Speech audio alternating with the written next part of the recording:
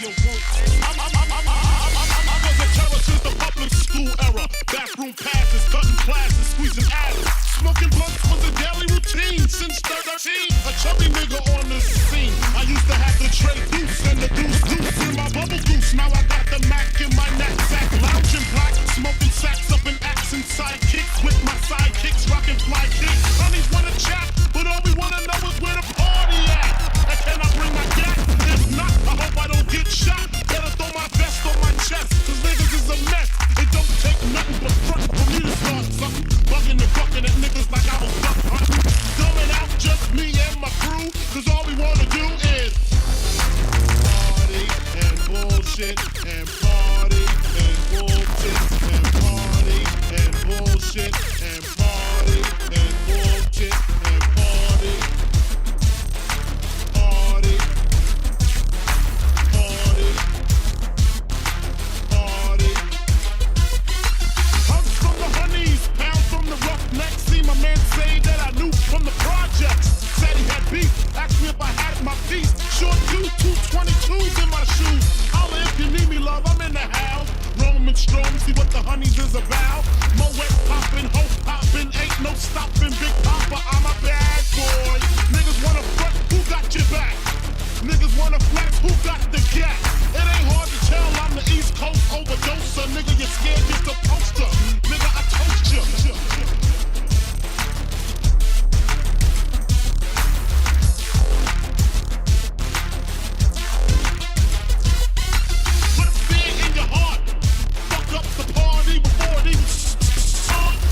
Drunk, over Henny and Skunk, on some brand new and shit, beating down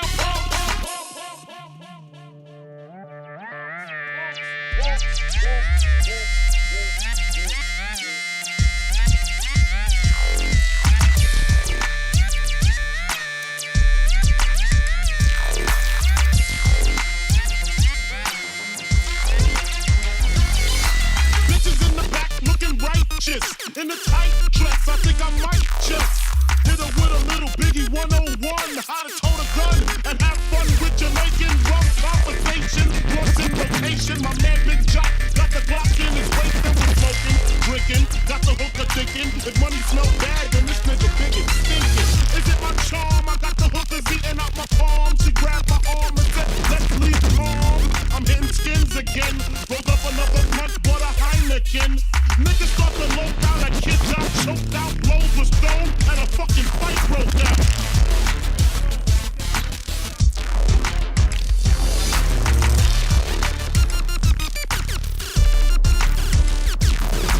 Can we just all get along so I can put stickies on my chest like it's little that time Sean? again. Get a pissy drunk Oh on the man, dog, it is very that time young. again. And Are it's we ready? on, and I'm We ready to have some fun? gone. Let's do this. What's going on, everybody, and welcome to the Wingnut Roundup for October of 2021. I will be your captain on the SS Batshit Insanity to boldly go where no other one has dared before. Well, thank you very much. That's very nice of you right there. Just checking out my... First time missing the roundup in over a year since I'm celebrating my birthday. Hope it goes well, and I can't wait to recatch the chaos later on. Oh, well, thank you very much. That's very sweet of you. I'm just looking at my spread here. I kind of threw a bit of this all together at like the last minute. I'll explain why in a minute. I'm also very, very orange for some strange reason. I changed cameras from the last one that I was using. But yes, it is that time once again. I am so excited to be back here with you guys. I love the Roundup. The Roundup is just, it's personally, it's my reason to get through the month, all of the bullshit that I have to deal with, just so I can come back and be with you guys for 3 hours at the end of the month and just party it off. We're just going to send October on its way and keep cruising on into wintertime. I hope so far the autumn season has treated you all rather well. It has treated me fairly good, except, unfortunately... Hey, Jeff. Oh, hello. So glad to be back for the roundup. This month was mine and my BF's 4-year anniversary, so what a way to finish the celebrations. Much love from my family to yours, especially Penny. Fuck yeah, Star Trek. Yes, indeed. We'll talk about the Star Trek thing here in just a second. Yeah, unfortunately, a kid in my kid's class got COVID. So that means that we are in quarantine for the next 2 weeks at least. And that also means that poor Winter does not. Captain Jeff of the USS Roundup. Oh shit, I'm gonna have to fix the alerts because I still have them set at $1. Which I will do that in just a second. But yeah, that means poor Winter is unfortunately not gonna get much of a Halloween this year. Let's fix that. Booking passage on the USS Insanity. Mr. Starfleet Captain, sir. Okay. Yeah. I gotta set it back up to 15. Okay.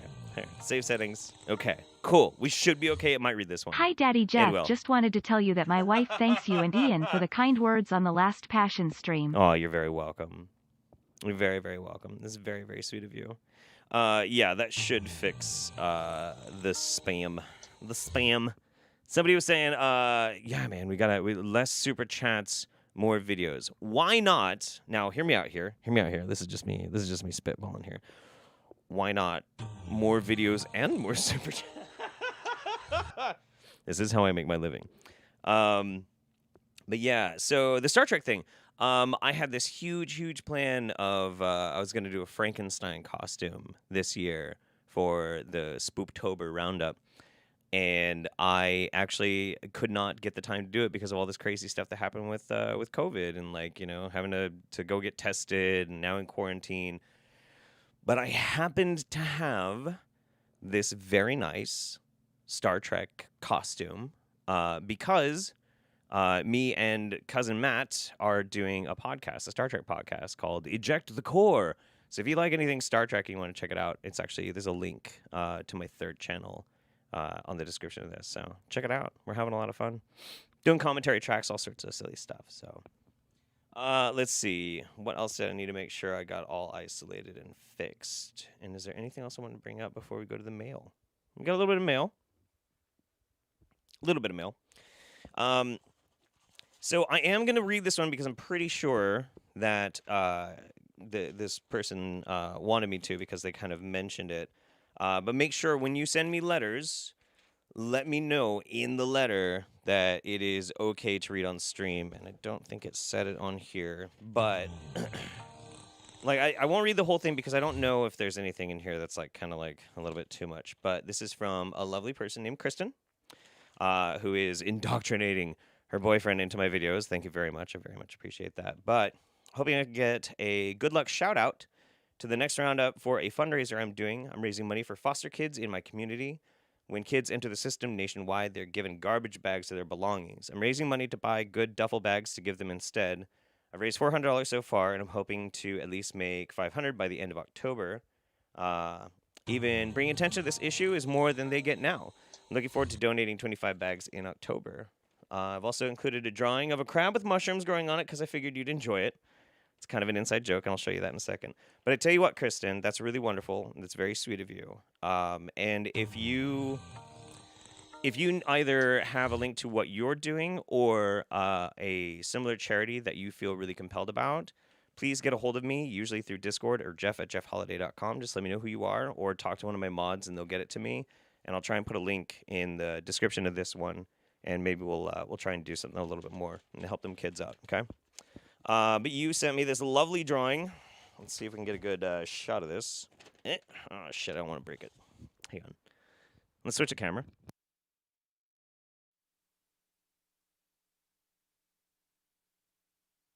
If I'm not mistaken, Kristen asked what my favorite Pokemon was. I'm not really a big Pokemon guy, but when I was watching it when I was much younger, I was like, for some reason, I always liked that Paris. It's like a little stupid fucking crab with like mushrooms growing on it. And that is really cool art. I love that. That's wonderful. Thank you so much. I really appreciate that. All right. One more thing. And then we'll get started with these videos. We've got... Oh, no. This little note here. You wanted to read more. It's hard to describe and nothing compares, but almost every Wingnut, Dale Cooper, and Mulder could feel at home here. This is my favorite book. If you get the chance, I hope you enjoy it too. From Lil Naomi 3. And sent me a book, Tales from the Gas Station, Volume 1 by Jack Townsend. I was talking about how much I really need to read more, and so this is very sweet. So thank you very much. That's cool. I'm gonna put that on my my table where I sit at and have my coffee. That way I'll actually remember to read it. You know what I mean? Let's play some catch up real quick, and we'll get to the videos. I have a fantastic lineup for you. I say that every month, and I hope I deliver every single month too. I hope so. I'm doing my best. Let's see. Prior to the stream starting, we had Alphabet Soup 3000 says, have a little money for luck. Thank you very much. Aiden Haleo. Yo, fellow cultists. Ave cultus, blood, knowledge, soil, thunder, work, Mary. Thank you very much. Let's see.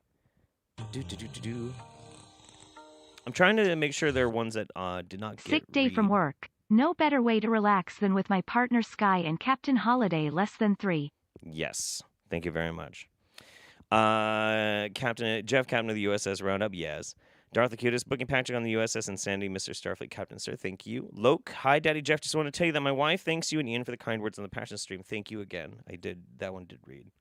I just want to make sure I don't miss anybody. Randomness says, day 117 of sobriety. Glad to see the Roundup. It's almost the best holiday, Halloween. Over the garden wall and horror movies all day is my plan. That sounds fantastic. Congrats on the sobriety, my dude. Random guy, drink long and prosper. Godspeed, Captain Jeff. Creepy Kitty, I'm rewatching all of Star Trek TNG, so this is a welcome surprise. Well, Captain Uncle Jeff, set course to Batshittery at Warp 7. You got it. Engage. Mickey says, so we're going with the Star Trek Halloween costume. Nice, man. Still stuck at work, so I'll have to listen late. Happy Halloween, fam. Loke, now let's see how the kiddo reacts to seeing all these wingnuts for the first time. And Digital Demonic Davros, does Darth Holiday know Captain Jeff is stealing Janeway's ship? Honestly, when I was doing Photoshop stuff with this, it was the only series where you could get a really good high-resolution image of like what the bridge looked like. So that's why we use it. All right, guys, let's have a little sip of wine here, and I want to ask you a really important question. Are you ready to see some weird shit? Are you ready? Are you prepared? Are you prepared? Let me know in the chat. Are you ready for this shit? A little sip of Romulan ale there. Nothing but the good stuff up in here. It's definitely not budget wine. Nah, of course not.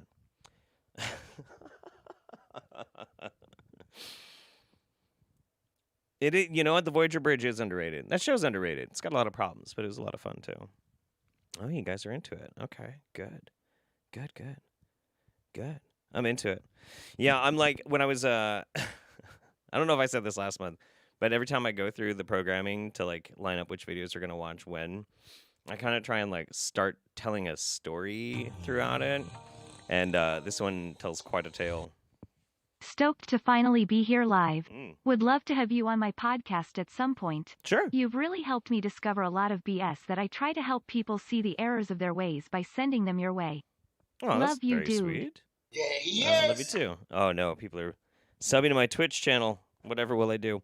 All right, let's get started. Thank you so much, guys. The love is very much felt. So, all right, let's have fun. Shivambu! Oh, yeah, first and foremost, we got to go to brainforcesideeffects.com where you can get the latest in holiday merch, blah, blah, blah, blah, blah, blah, blah. Yep, that's my merch shop, brainforcesideeffects.com. All right, let's see. I didn't get a chance to actually make sure this is going to line up super well, so let's see.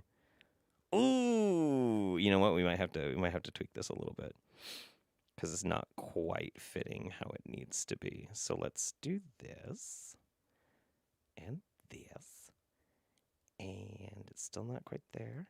Around right there, and right there, and there.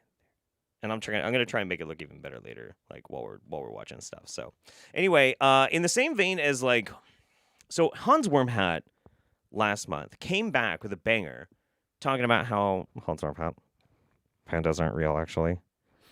And then somebody found this. Apparently panda denial is like a big thing, but Owen Benjamin, famous for having lost his goddamn mind a while ago, apparently also doesn't believe in pandas.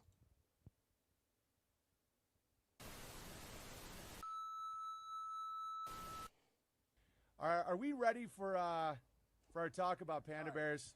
Are pandas real? When you look, why do these pandas look like they're posing for a boy band album cover? I don't know. See, this is how you just start. And guys, I've been doing panda jokes for a long time. Whenever I think that something is fake, I hate it, and I don't know why. Do you guys want to get into it? All right. So Let's let's get into watch it. a few. Should we find that stand-up? I used to talk about like how the panda wouldn't fuck to save themselves, where it's like, I only eat bamboo. It's like, hey, panda, we got a bunch of fish for you. Is it bamboo? No, then I don't want to eat it. Hey, panda, we got this hot a good panda joke. chick. We need you to make good more joke. pandas. He's like, I'm sleepy. I sleep 23 hours a day. Guys, a panda bear gestates. Do you know how many days a year a female panda ovulates? I'll ask the chat. Hey, chat, how many days a year does a female panda ovulate? How many do you think? Total. You know how a human woman ovulates 3 days, one potentially, but three if you have sperm that isn't gay. 3 days a month. How many do you think they ovulate a year? One. They ovulate 1 day a year. They sleep like 20 hours a day. They pee upside down. They have no ability to fight back against predators. They're guys, they're not real. I'm just going to cut to the chase. Pandas are fucking bullshit. Right, watch this. So what I always find is fascinating about this kind of stuff too is like just because you have very high standards for the performance of like wild animals doesn't necessarily mean that they're just not real. I mean, look, I've had plenty of friends disappoint me throughout my life and they were still real. What the fuck? I just don't get it. Also, the gay sperm line I didn't miss it. I just didn't really want to acknowledge that it even happened. I'm just saying. What the fuck? By the way, Amy, this is the first time Amy said I was with you and how dare you. Like at first she was mocking me for the panda stuff. She was like, I was with you. How dare you go after the pandas? Because she knows they're fake now. Just wait till we're done with the video. Right now you're already thinking, what the fuck is Owen talking about again? I can prove to you that pandas were never a living species in the wild. Watch this.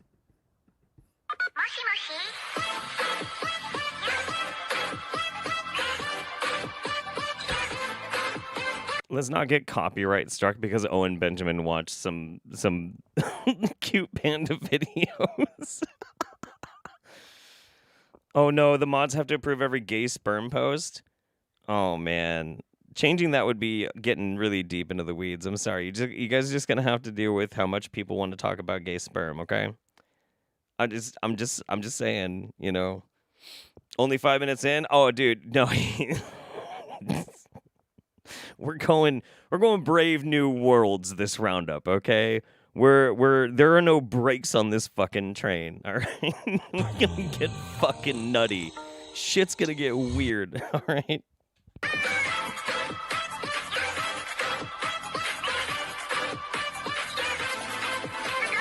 Guys, they're not.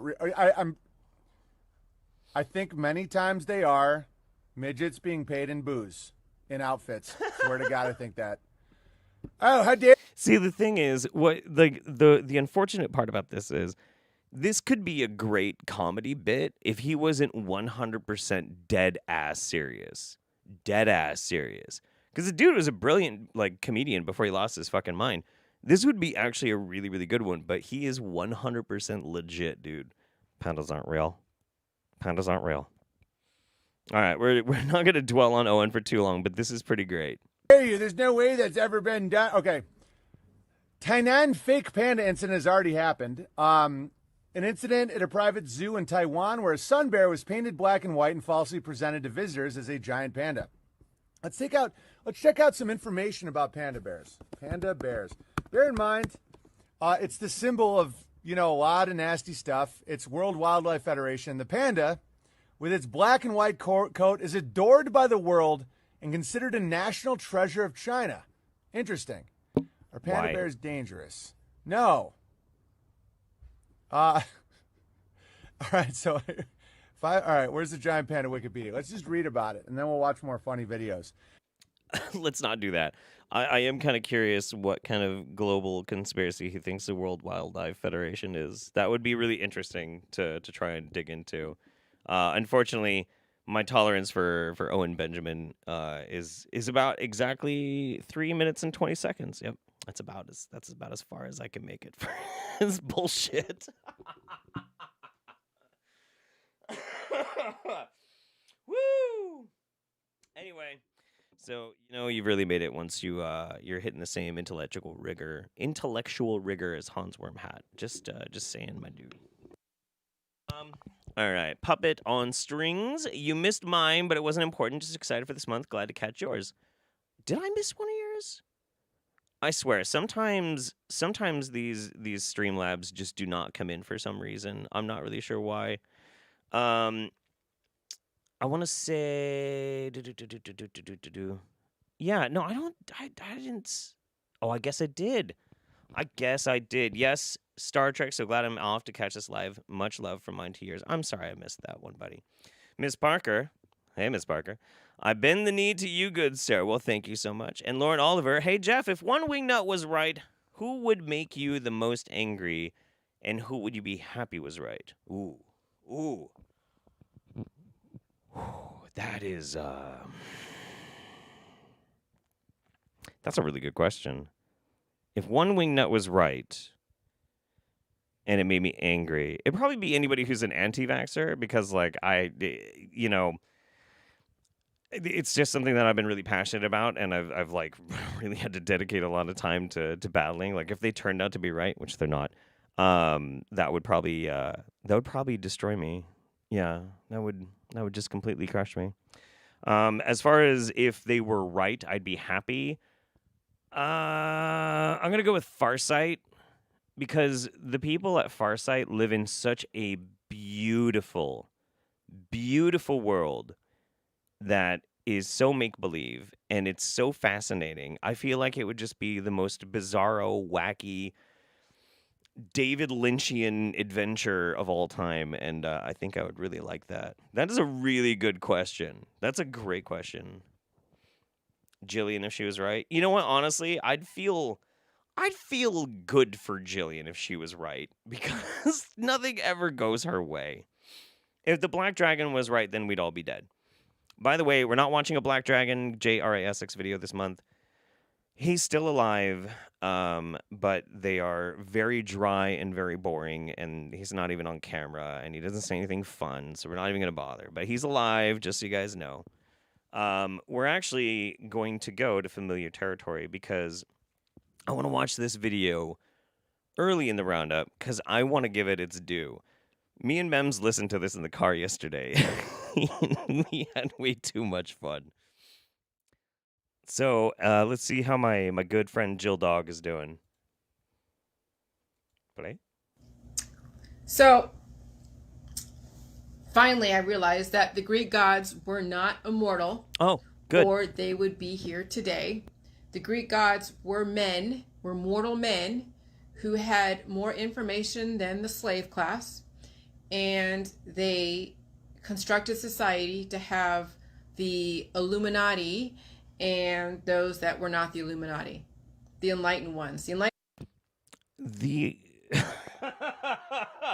Illuminati was a bit after the ancient Greeks. But I mean, like, okay, look, I'm gonna strongman her argument, and I'm gonna assume that she's absolutely on the level. Saying that they were obviously not gods because they're not here anymore. What if they just left? What if they got bored? What if they decided to go and do some other god stuff on some other planet or world or dimension or something like that? I mean, if we're just postulating. Ones are people who had more knowledge than the average Joe. That's all the Greek gods were.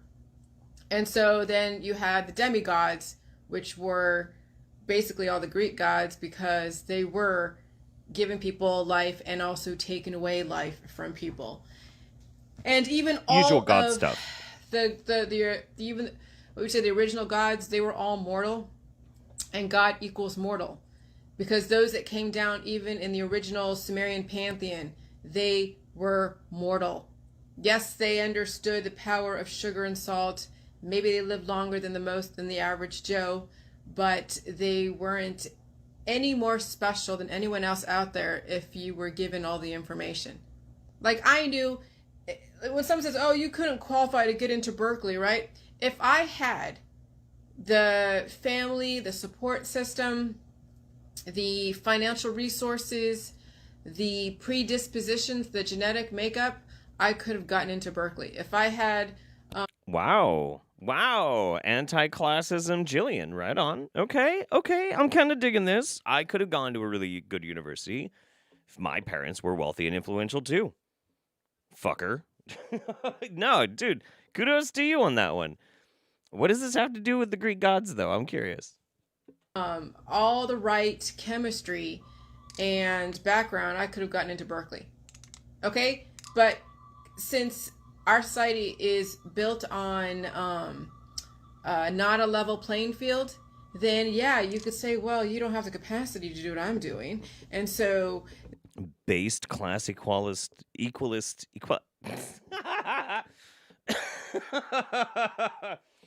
Jillian's going communist. Then you have put yourself in a godlike status.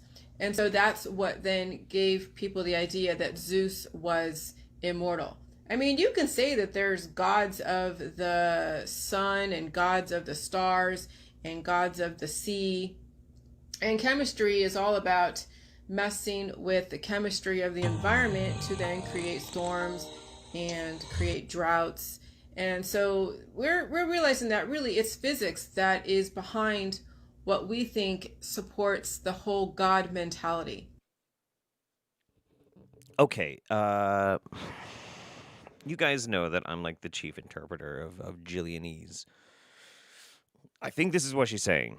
Chemistry is the way that you can affect a change, and like it can create your weather, and that weather control capability that we have, that we understand now, which she think I think she probably believes in HARP. I don't know. Or that HARP is actually like a super weapon thing, not what it actually is. Is basically kind of the same thing as like the gods of the sea and the gods of the air in Greek mythology who could control the weather. I think that's what she's talking about. I think so. There's not enough wine in the world. Because you understand alchemy doesn't make you a god. It just means that you had more knowledge. You understood how to put two and two together. Okay? Because you knew how to make processed food and you had the machinery to do it doesn't make you a god. It means you had access to certain resources to be able to produce something like processed food. Excuse me, whoever invented pizza is definitely my god. Okay? Just saying. And popcorn. Okay? So if we're seeing canned clam chowder, climate change, I'm sure that there could be cycles in the universe, or there's people manipulating, different elements in the weather. Okay, whatever. You just deal with it. Go with the flow. Adapt. Move around. Yeah, whatever. People are going to like modify the weather and do all sorts of like geoengineering shit. Let it go, bro. Be a little bit nomadic if you have to figure out where the best place is to be.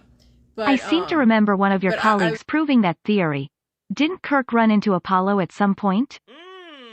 Yes, he did. Yes, he did. Kirk ran into Apollo and a bunch of the gods, and yeah, they just got bored and just fucked off into space to just be boring. Good, but Apollo was like the only one left, I think, and then he like fell in love with the crewman, and I love Star Trek. I'm sorry. I would say this, that yeah. So I'm gonna be rewriting a lot of stuff, now that I figured it out. But the Greek gods were not immortal. Yeah, they were a story. It is kind of like Greek mythology, but really it's Greek history, because it's mortal men saying that something is immortal. It's mortal men creating a story. Mortal men that had more knowledge. Yeah. And then they were able to pass on these stories, these fairy tales. Yeah. To then the slave class who ate it up, who still eats it up. Okay? And so, yeah, those that wrote the Bible, they understood how to use words. They understood word chemistry. This is my Anyone favorite. that writes a story where you're just like, oh my God, I believe it. Anyone that has the power to write, just look at even the journalists that said everybody that I killed somebody, right? They had the power of the pen and the words to manipulate people who don't know any better.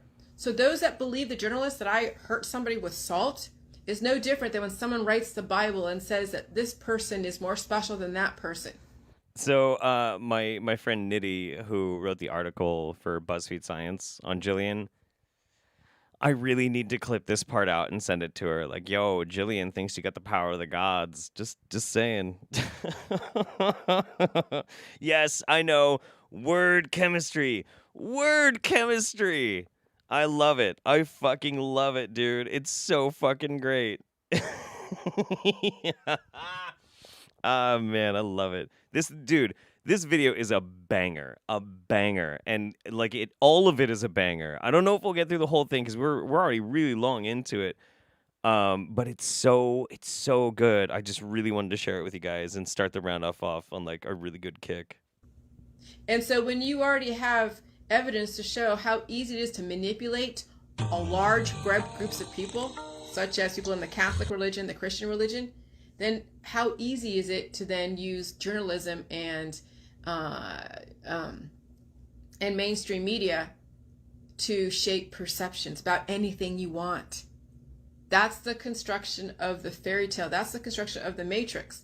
Once you realize that's what it is, that we are living in a virtual reality.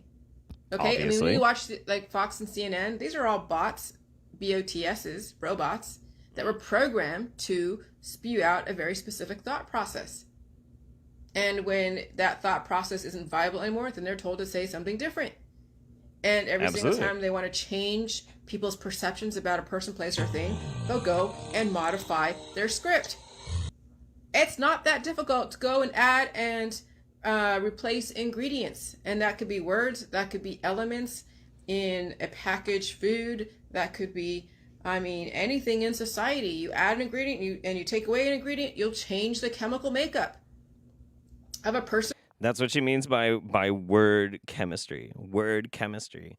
Because like what's interesting about Jillian is like when you can tell when she's actually been reading something of substance, because she kind of starts making like a little bit of sense, but then she attaches it to something else.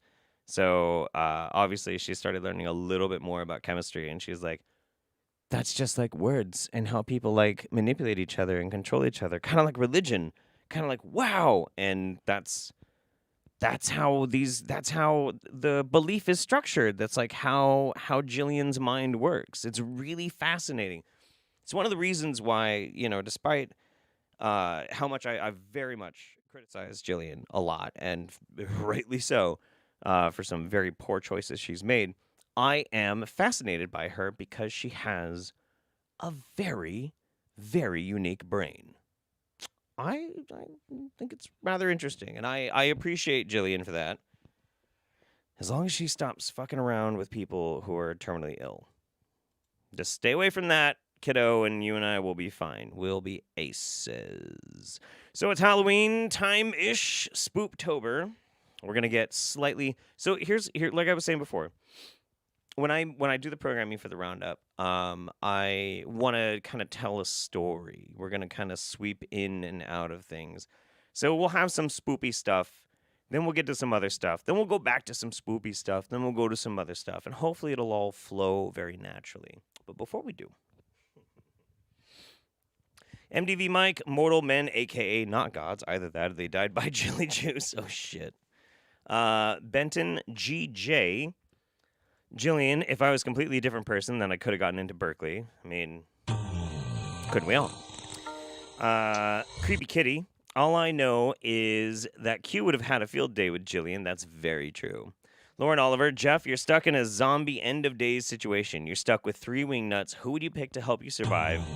Or would you quit? That's a fucking awesome question, too. Shit. Okay. All right, hang on. I gotta think about this one.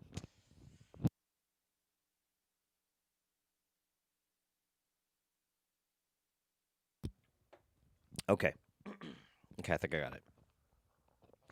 So I would first and foremost want to pick people who are physically imposing. So I would say Troy Casey, certified health nut. He'd be probably pretty good, but the thing is, I don't know if he has a whole lot of practical skills. He likes to talk about man clan, but can he spear a boar? I mean, he looks like he could. Dude's ripped. So maybe him.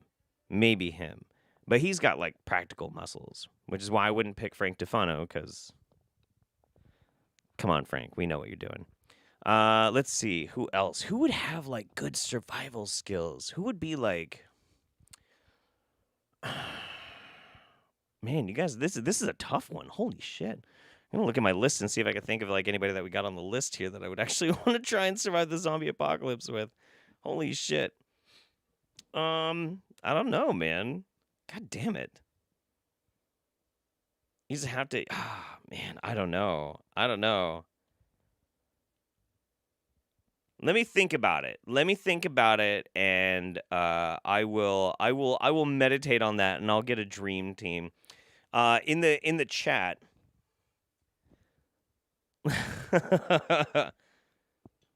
Am I a word chemist? I am. Absolutely.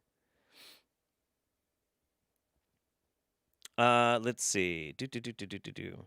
Okay, yeah. So chat for you guys.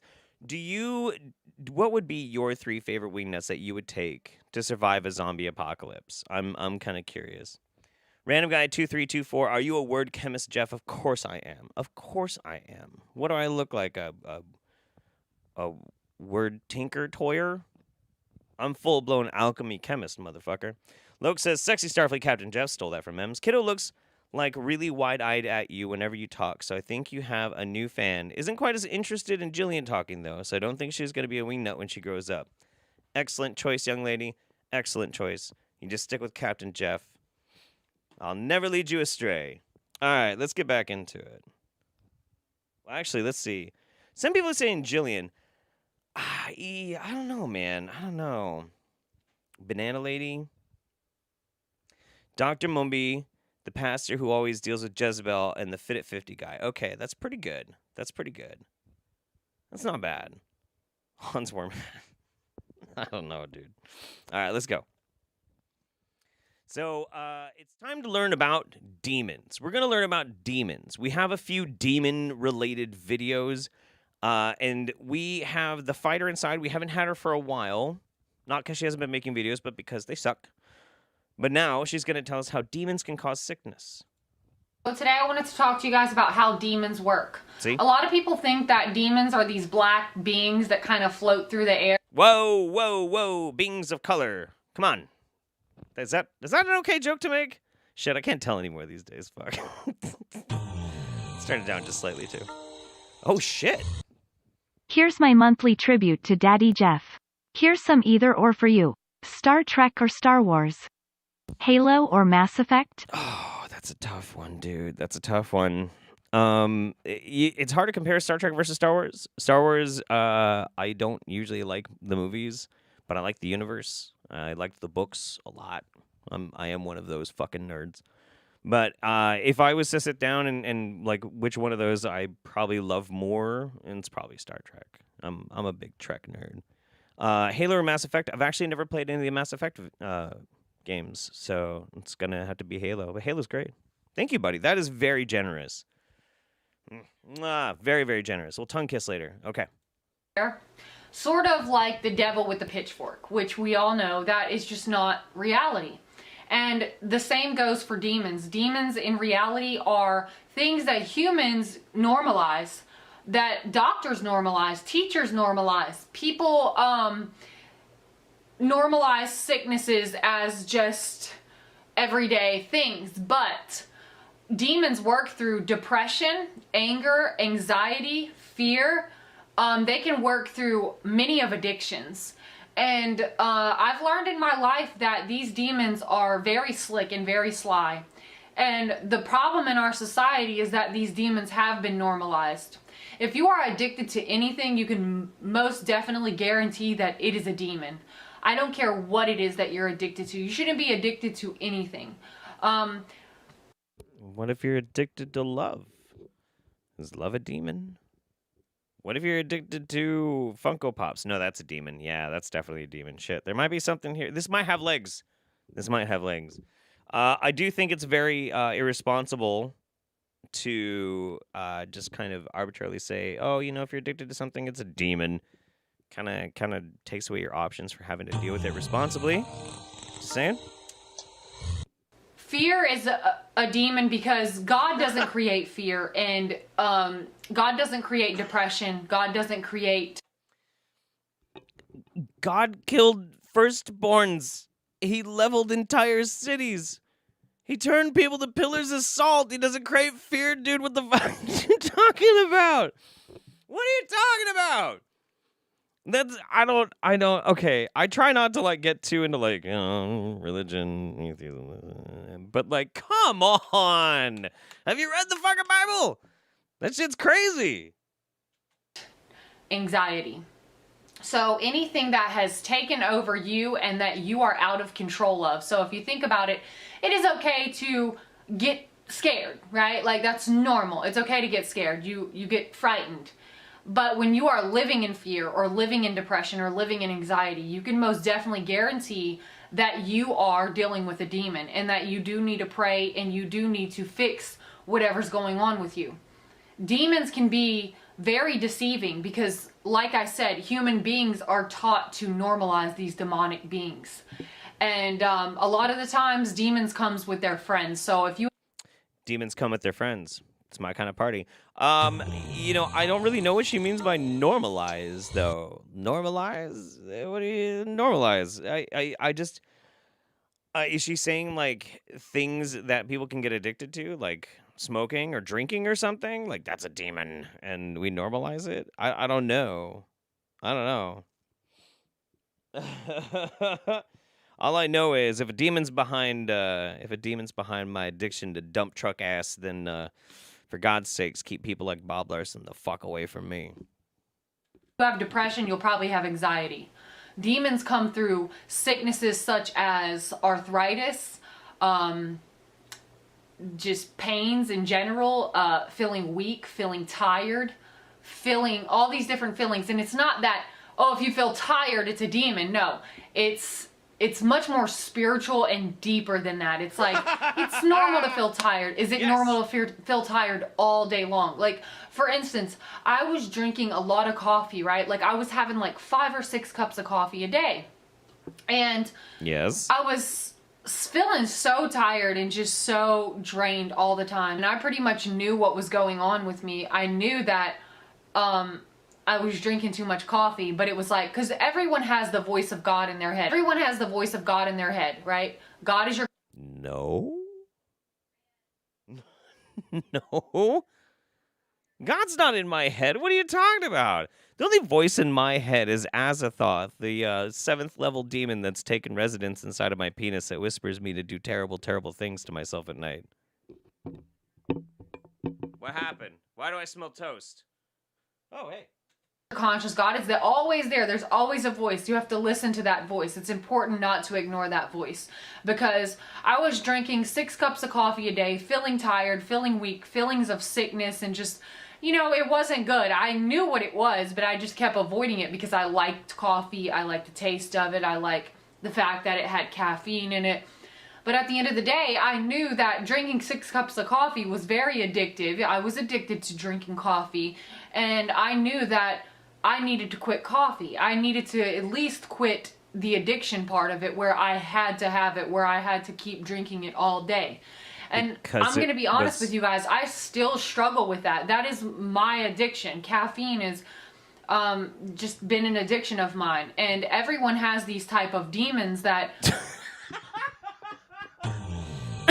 Oh my fucking God. You know, the real problem is it's not self-restraint or biochemistry. No, it's just because you're infested with fucking demons and you're too weak to get exercise. But you know what? Thankfully, we do. We do know how to deal with demons, don't we, guys? Don't we? Do we know how to do we know how to deal with demons? Somebody does. Yeah, baby.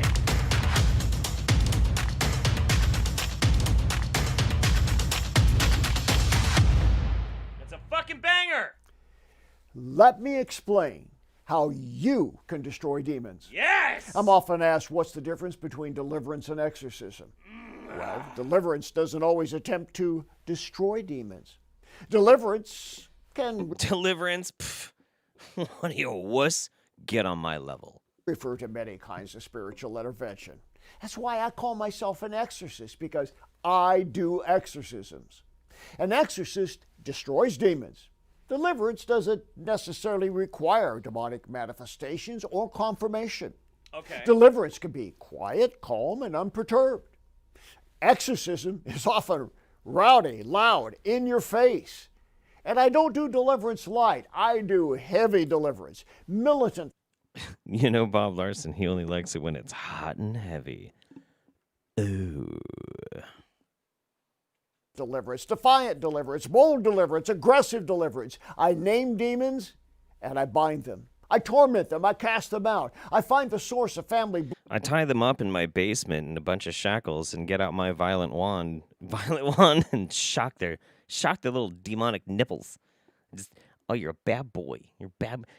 Are you gonna get the genital cuff? You're gonna get the genital cuff. Psst, psst. Man, I'm on one tonight. What the fuck am I talking about? Bloodline curses down to the exact number of generations.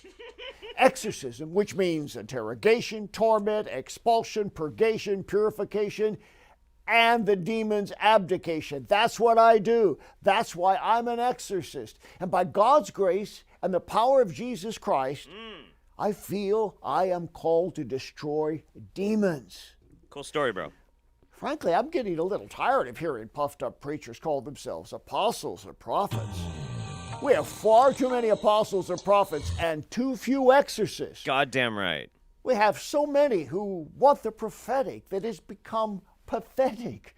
What we need are spiritual warriors who fight demons, not deliver ambiguous prophetic messages that sound like they were ripped from the headlines of Fox News.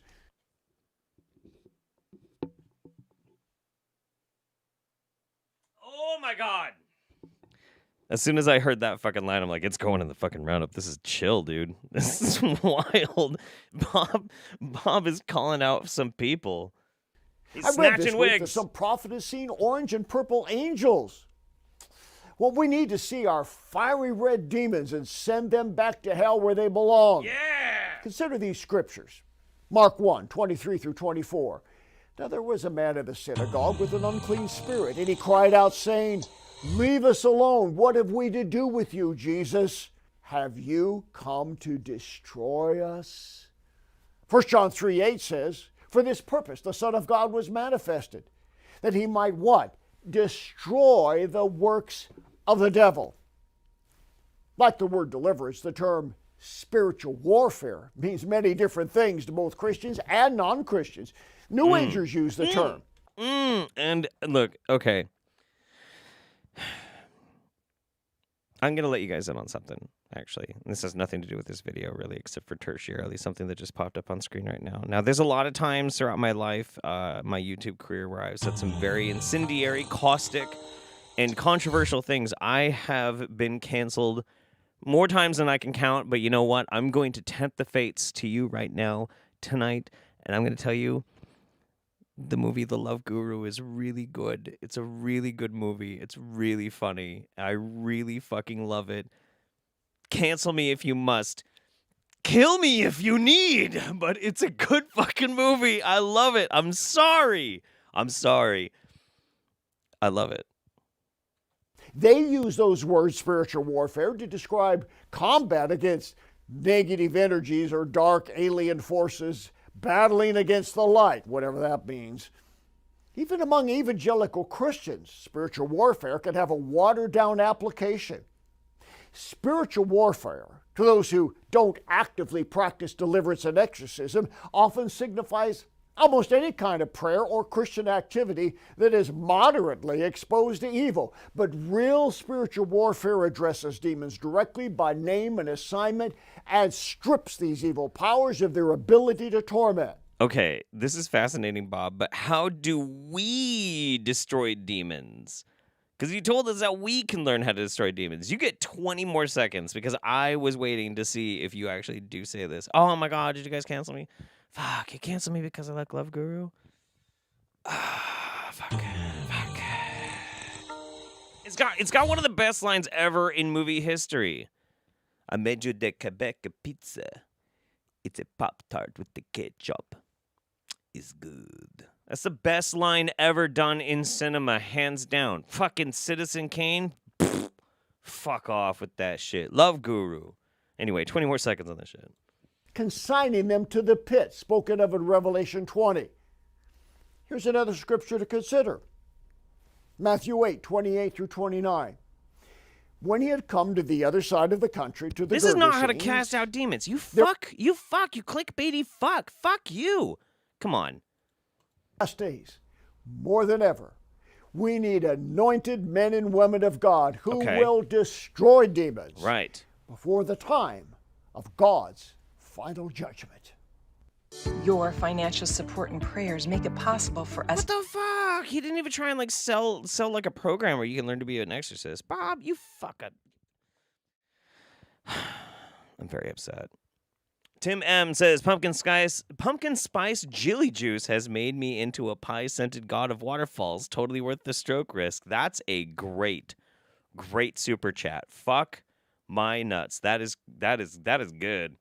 Space Admiral Vivi, bit late to the party, but so happy to be with you in the lovely chat. Loving the suit, Daddy Jeff. Well, thank you. MDV Mike, chili juice is part of a demon summoning ritual, apparently. Obviously. It's the salt addiction. BCB just found out I have 3 half-siblings. One is an even bigger Trek fan than I am. I love that my nerdery is genetic. If I ever meet her, maybe our first words would be Rapunki when he joined the 7. Okay. Thanks for everything, Daddy Jeff. Okay. I think that's a Darmok joke, I think. Loke says, I have a lot of voices in my head, and if any of them are God, he is even more fucked up than I thought. Fair. Jay Rainstorm, the only way I know how to deal with demons is taking them to bed. Is it ill-advised? Yes, doesn't stop me, though. Lauren Oliver, could Bob defeat the Black Dragon? That's a good question. Lauren, what is it with... Is your grandma feeding you these? Is grandma watching with you again today? Because I know that was a thing for a while. Is grandma giving you these bangers of questions? Could Bob Larson exorcise the great black dragon JRASX? Anybody who hasn't been watching the Roundup is not going to have any fucking idea what we're talking about. But do you think he could? In the battle, Bob versus Dragon, who wins? Chat, you decide. We got to see it. Memory donated. BDSM stands for Bob's Dick Sex Magic. You know, Bob has a kink for Jezebel. Of course he does. And Divine says, Love Gurus is an all-right film, so Jeff is right. Haha. Thank you. Validation. I need it. I don't mean to be so fragile about my opinions, but you know what? Divine, you just pulled me from the abyss.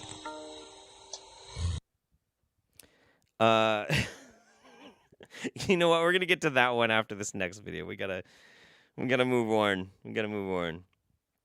Oh, God. So I found this thing. God damn it. I have so many good videos today. I'm looking at the fucking lineup of all the videos that we have to watch, and I'm like, oh my God, there might be way more than 3 hours. Holy shit. Oh, everybody's saying the dragon would kick Bob's ass. No shit. Yeah. Bob wins. He takes out Jezebel on the regular basis. You think Jezebel's on the same level? Maybe. I don't know. It's a tough one. Anyway, so we're going to have to, unfortunately, just briefly talk a little bit about COVID because COVID is still a thing. So this here is a home recipe. Hi guys, welcome back to my channel. Today I'm gonna show you how to homemade hydroxychloroquine.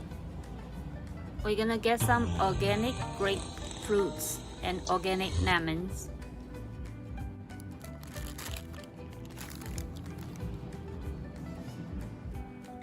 So first, we're gonna rinse them under the running water.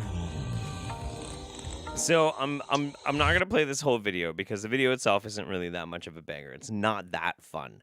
But this channel is fascinating. She made a home recipe for hydroxychloroquine.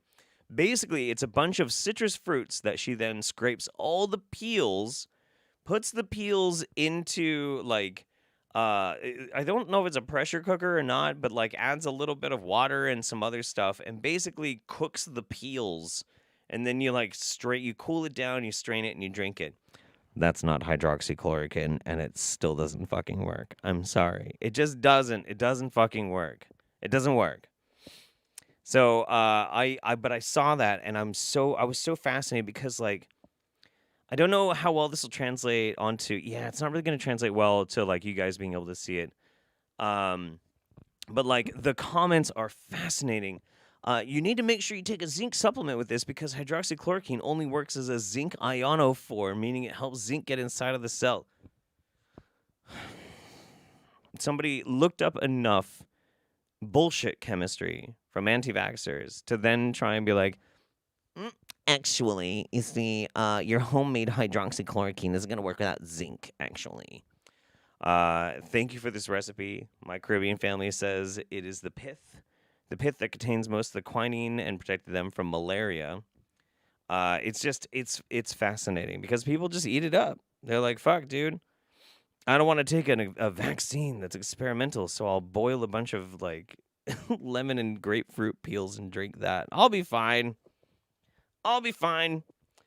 Anyway, yeah, I don't want to like focus too much on the COVID stuff, but let's just kind of burn into it a little bit because this next one at least is kind of funny. You know him.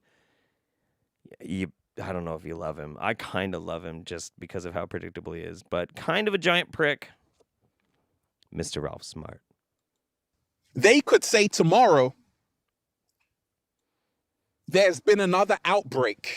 A new variant, the whole world must lock down again. What are you going to do if you've spent all of your time investing into the system? You're going to be looking a little bit shaky, baby. What? So I had to tell myself, Ralph, you figured it out. You see, many years ago, I could see what the world was becoming. And I said, instead of investing into this artificial matrix, let me invest in myself. Slow motion this side. Let me get comfortable in Mother Nature. So what's really fascinating about this too, one of the reasons why I think Ralph Smart is just such a fucking prick, is that he constantly does this thing where he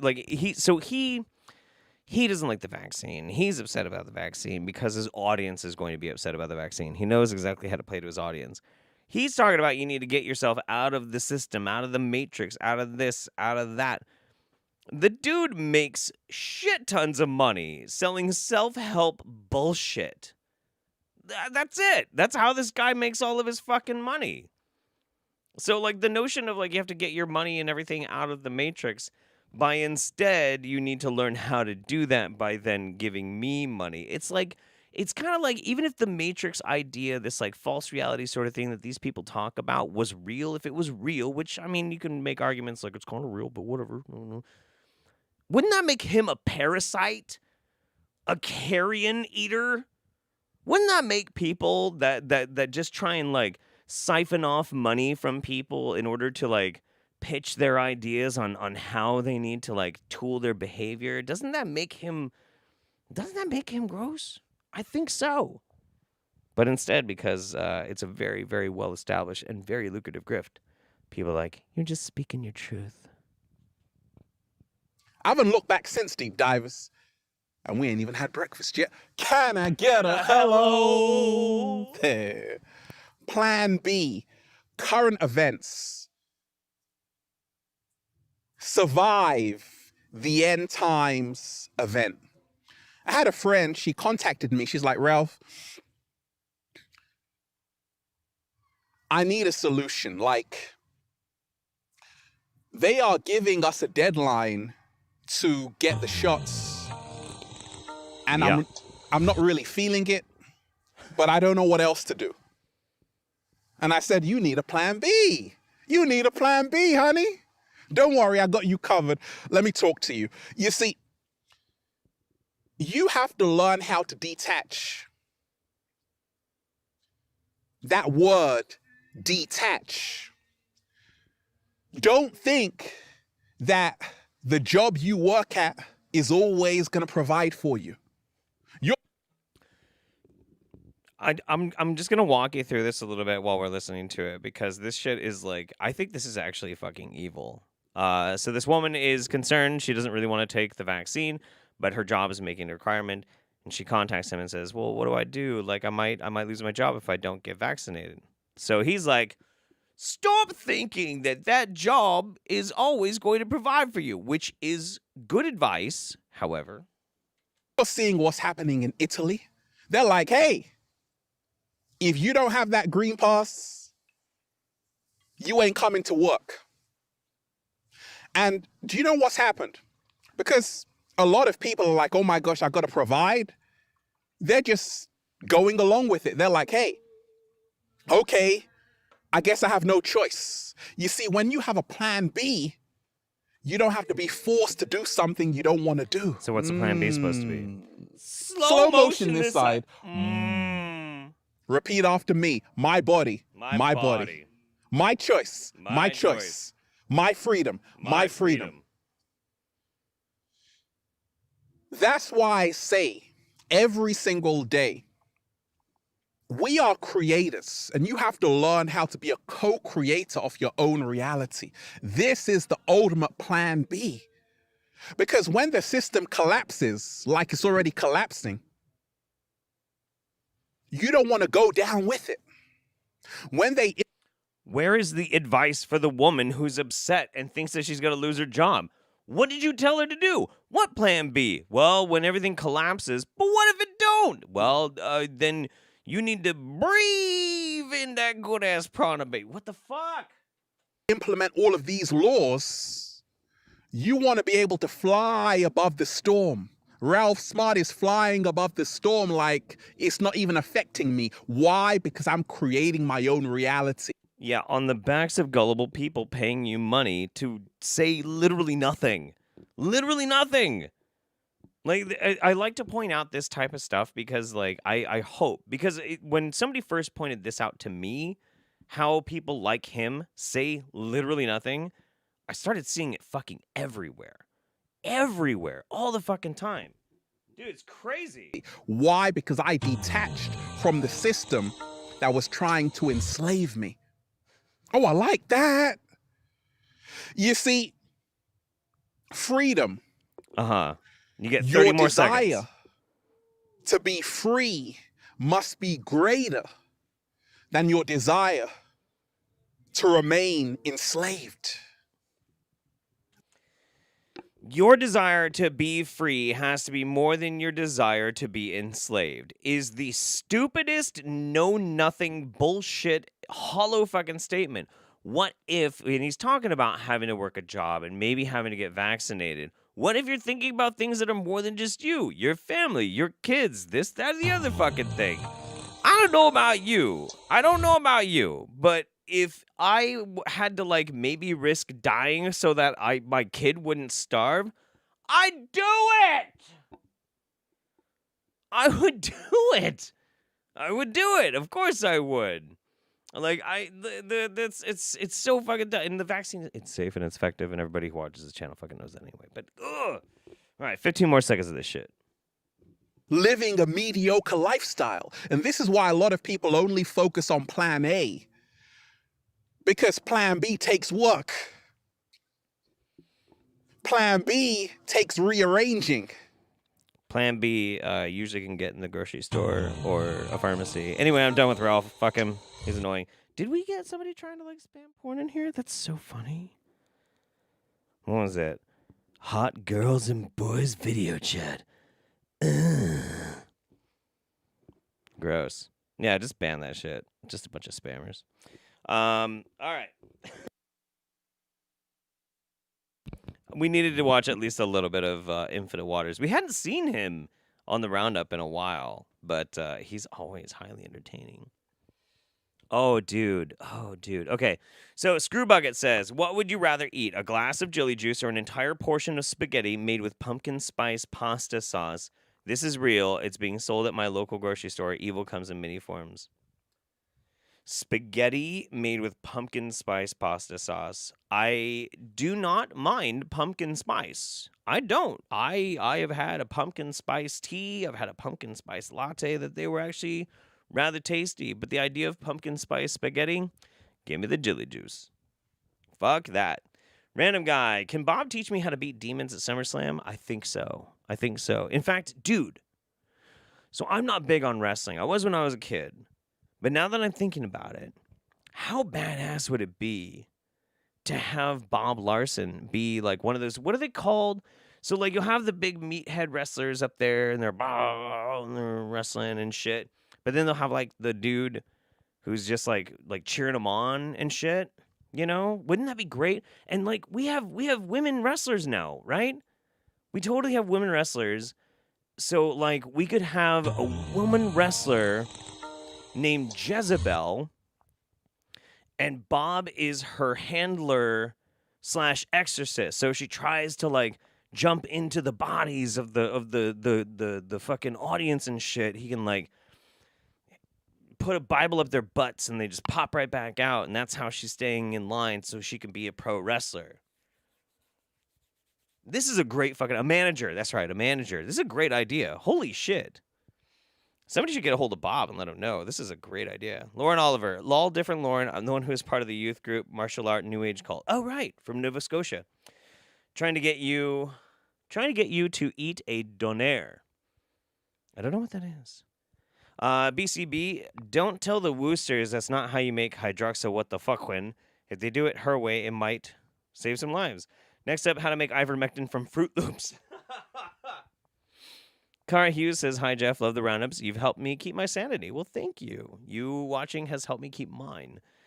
Lauren Oliver, also the leader of the youth-based cult I was in, did a TEDx talk if you want to see some crazy shit. Yes, dude, send that to me on Discord. I'm super down for that. Sounds fun. Daddy Jeff, you rock. Greetings from New Hampshire. Live long and prosper or die soon and rot. Either way, have a blast doing it. Thank you very much, Adam Andrew. I appreciate you. Let's do one more. Robin Mandrup. Hello, Daddy Jeff. Can I get a trans rights? Love you. Trans rights, of course. Of course. Of course. I'd like everybody to know that no matter what, every day, constantly, every goddamn day of the week, you can assume I've got the trans rights idea in my heart. But if you ever need me to say it, yeah, of course I'll fucking say it. Of course. Shit. Okay, so I'm looking at what we got. Okay, yeah. No, I'm doing good. I'm doing pretty good. We've got 2 videos, and then I'm gonna take a break and have Memory come in and watch a video. So 2 videos to go for that. Let's get back into some spooky stuff. But also, we were just talking about COVID. What if donairs are essentially a form of beef strips and cheese wrapped in pita bread, and it tastes amazing? Fuck, dude, I want that. What the fuck? Is there a place in town that makes those? I want those now. Holy shit, that sounds amazing. All right, anyway. What if there was a video that could combine COVID-19 and spellcasting? Oh, yeah. Oh, I found one.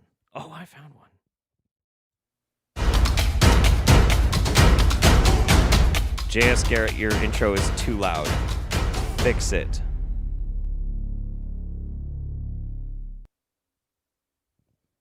Cool sword, bro. Alright, hello everyone. I'm JS Garrett, and I'm making this video in regard to the recent pandemic that is sweeping across the world. The COVID-19 virus or coronavirus. Now, this particular ritual demonstration is a very simple working that any of you can do on your own, whether you're a magician or not, in order to protect yourself from this virus. And you can even do this. You see, for some people, there's the proven vaccine that's safe, effective, and free. Others, it's a bunch of horse dewormer and other unproven treatments and vitamins and supplements. But for JS Garrett, there is a handy-dandy, anyone can do, not just a magician, spell. But we should understand what this spell is. on behalf of someone else that you know or care about. Now, before I do the demonstration, I want to explain a little bit about what I'm doing here. Now, when it comes to a virus, I believe that a virus has a consciousness. Okay, No, viruses don't have a consciousness. Viruses can't have consciousnesses. You kind of have to have a brain. What the fuck? Hang on. I want to hear it again.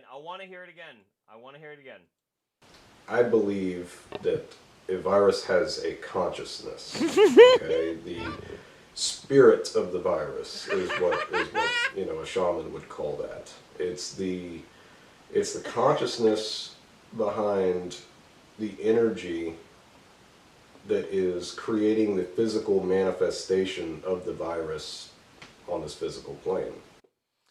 So it's the fuck what? Shit. Hang on. Creating the physical the energy that is creating the physical manifestation of the It's the energy that's creating the physical manifestation virus on this physical plane.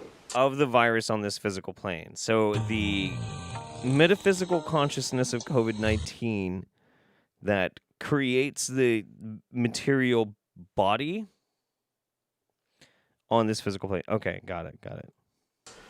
Now, in olden times, whenever plague or famine threatened a group of people, what they would try to do is commune with that consciousness and make allies with it in exchange for protection from it. So if a sickness was sweeping through a tribe or killing their crops or something like that, then they would recognize that as a conscious entity behind that force. And they would then make sacrificial offerings in honor of that entity in exchange to be protected from it, to be exempt from the famine and the havoc that would wreak on people. And so that's essentially the same thing we're going to do here. Now, a good friend of mine, Ryan Sterner, that I work with on various projects. So let me get this straight. In order for us to cast a spell to stop COVID-19 from infecting us, we have to sacrifice something and then ally with it. We have to ally with COVID-19. Is that what this dude is saying? Is that what this guy is actually saying? I need to know. We're gonna give him like 40 more seconds or so. Was able to commune with this virus, the consciousness of the virus. Your buddy was able to commune with the consciousness of the virus. Okay. And divine a sigil. Now, what a sigil is an energetic signature. Okay. I'm going to share that with you guys now. And this is what we're going to be using for this particular ritual.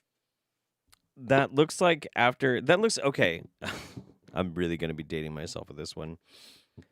But when Prince changed his name into a symbol, like a lot of us in like middle school all decided we wanted to make super cool symbols that we wanted to get known by and like make our own like cool designs.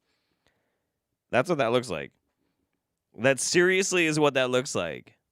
Like, what the fuck is that?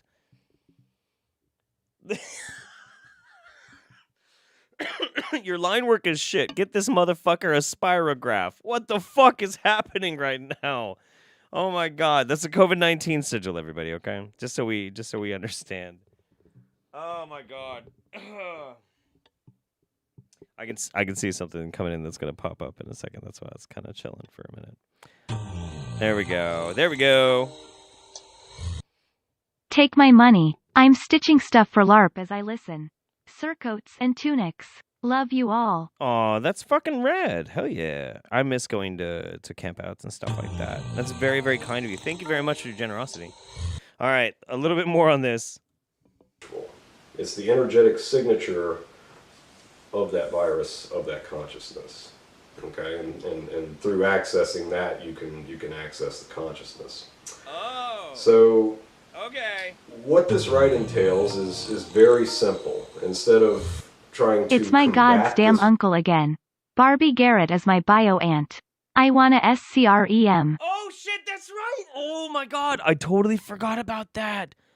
Oh, cotton fluff bug. Yeah, so for those who haven't experienced this, one of my viewers is niece, or I mean, I don't want to misgender, but JS Garrett is their uncle, and and his wife is her biological aunt. You know, yeah. So your uncle.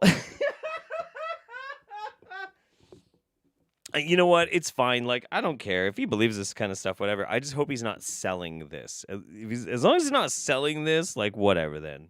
He's allowed to be fucking crazy. Virus, we're going to try to align with this virus. We're going to make friends with it.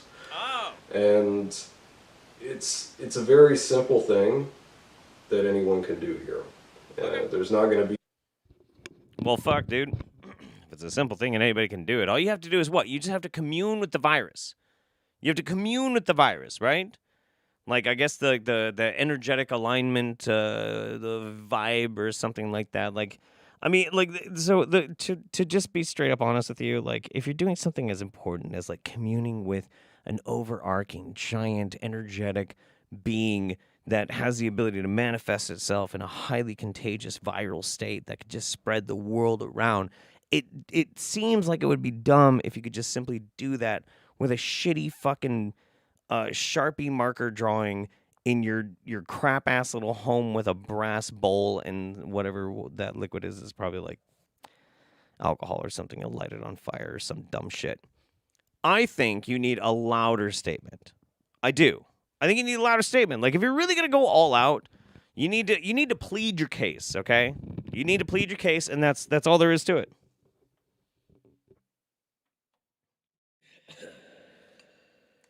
All right. I didn't want to have to do this. COVID-19? I have wine. Can we be done? I'll drink with you. I'll give you mouth hugs. Let's be chill. It's cool. It's cool. Anyway, so yeah, I think I make a much more compelling case than just some weird nerd shit.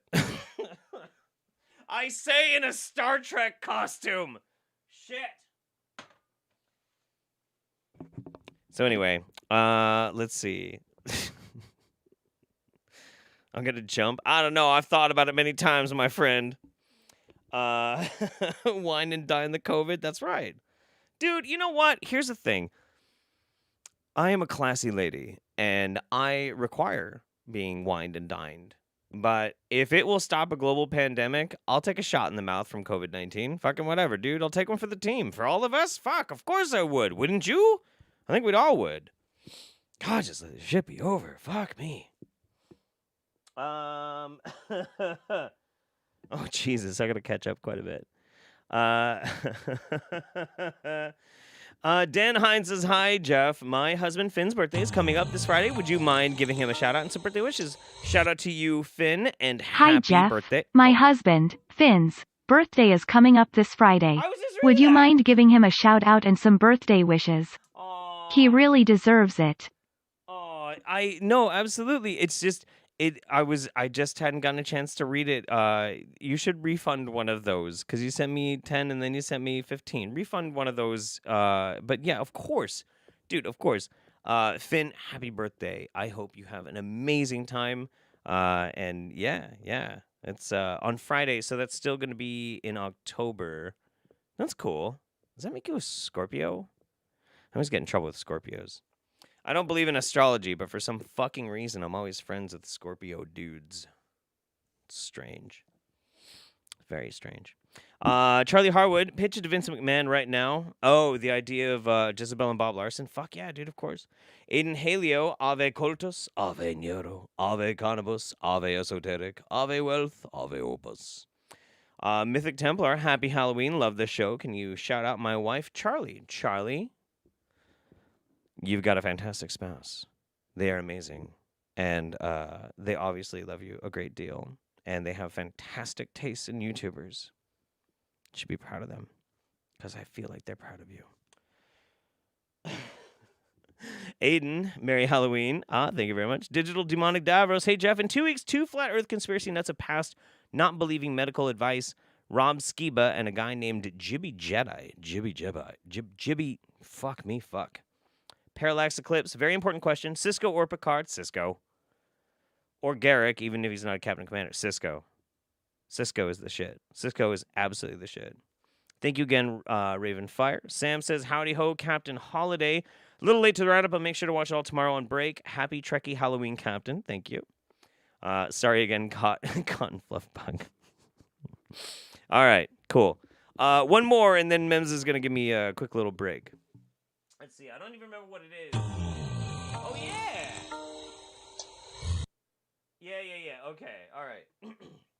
So this is a challenge. I speak fluent Wingnut, and I have no idea what the fuck Jan Shamanic is saying. But I think he started going to college in Germany. But now he has like some idea of like a wizard academy, but I don't know. So I want to know if any of you have better Wingnut translation skills than I do.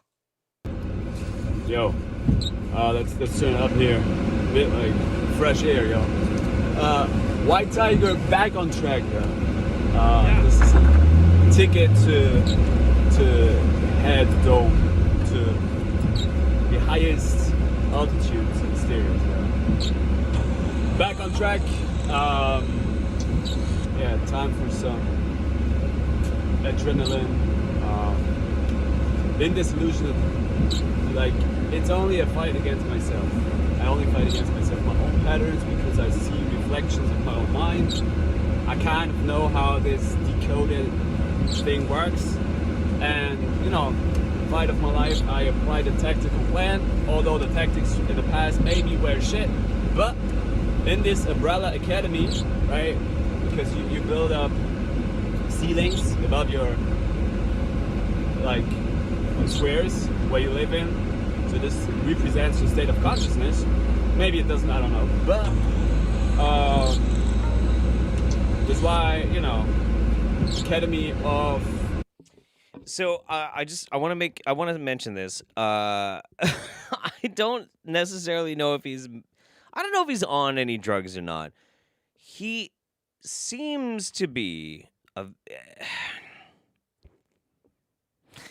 he, for the last like year or so, until I guess he decided to start going to college, was spending his days like snorting piss and like doing all sorts of crazy ass acrobatic, like wannabe kickboxing sort of things and shit.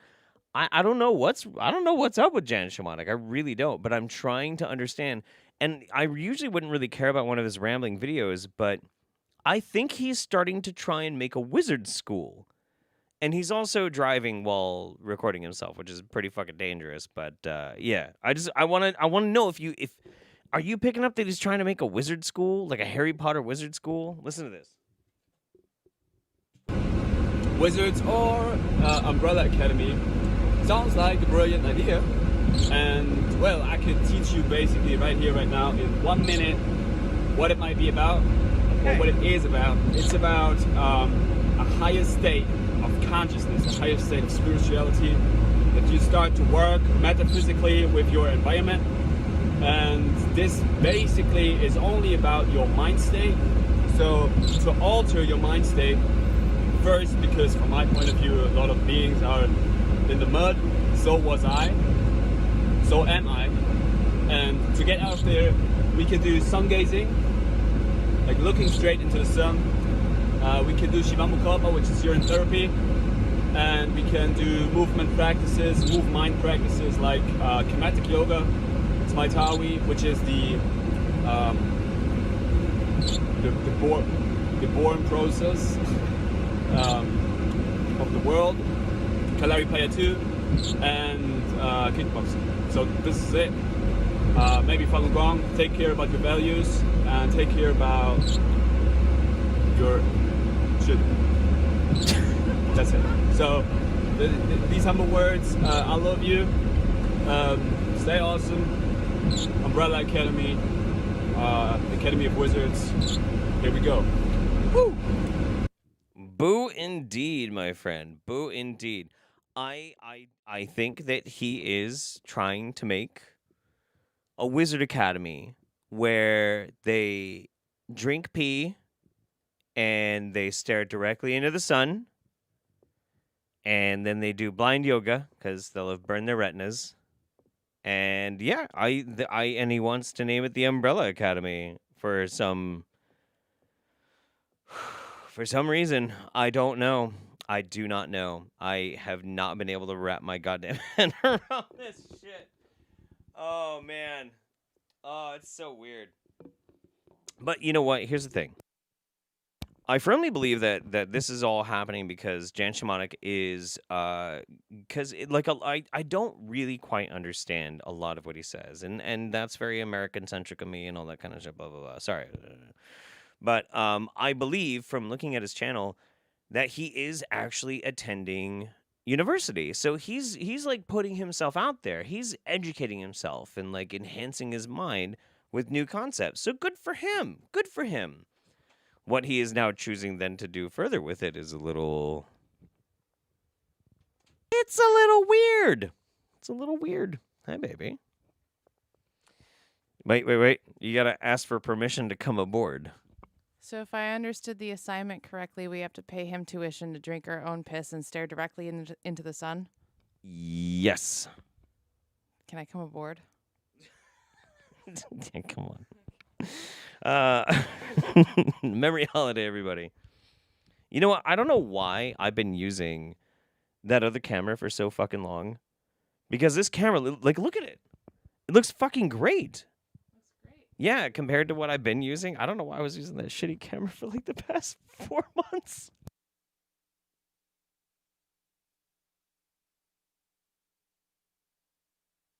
You did? Oh, fuck you, dude. Rude. Rude. All right, here. I know how to do the thing. Oh my god. And you just ran through it. I'm not breathing. I'm sorry. I farted and Jeff had to run away. I can hear him coughing on the other side of the door. Hi, chat. How's it going? What are you guys drinking? I have a nice hot cup of chai tea latte with bourbon. It is very yummy. Okay, are we ready for this? So I don't know what all is on Jeff's programming today, but I do know this because I sent it to him, which is why I'm gonna have to watch it because it made me mad. So, as some of you know, I am a witch, and you will understand why this makes me mad. Here we go. What I plan to do is I'm gonna do a spell, and I'm gonna do it right here at this crossroads. Okay. I searched long and hard to find a dirt road crossroads where I could actually do this spell. Why does it take you that hard? Because you have to actually bury something in the dirt dirt road in the middle, so it couldn't be a concrete road. And if anyone was gonna do a spell, if anyone was gonna conjure anything around Halloween, it would have to be Samhain. Wait, did you hear that? Let's play it again. Let's play it again. Around Halloween, it would have to be Samhain. It would have to be Samhain. Also known as Samhain. Also known as the celebration of when it starts to get darker. It's a holiday. He's conjuring a holiday. He is conjuring a holiday. Not a person, not a demon, not a god, a fucking holiday. A pagan holiday. Anybody else in the chat pagan or witchy in nature? Because oh, I want to choke him through the screen. But I do love the way he says Sam Hain. Sam Hain. Samhain. Sam Hain. It's so twangy. We're going to conjure Sam Hain as if it's two words, like his first name is Sam and last name is Hain. Oh, Lord. Also known as Samhain. Now, this pagan tradition, this pagan god, this whole thing is over 2,000 years old. If you follow anything supernatural, then you know and you understand that in the month of Halloween, at this time of year, especially October 31st, the veil is the thinnest between the living and the dead. We're going to take advantage of that this year. A lot of pagan traditions got passed down. She feels my pain and is giving for Halloween and for Samhain. A lot of what we do for Halloween now stems directly from Samhain. The reason we wear masks now. Jeff, I just thought of like the perfect Halloween costume for me this year. Oh no. What's that? I could go as Samhain, but I'll be like redneck version. I'll be Sam Hain. First name Sam, last name Hain. Sam Hain. What's up, y'all? I'll just dress as an ear of corn. Oh, you're so good. An ear of corn. And I'll be Sam Hain. Absolutely. And no one's gonna fucking get it.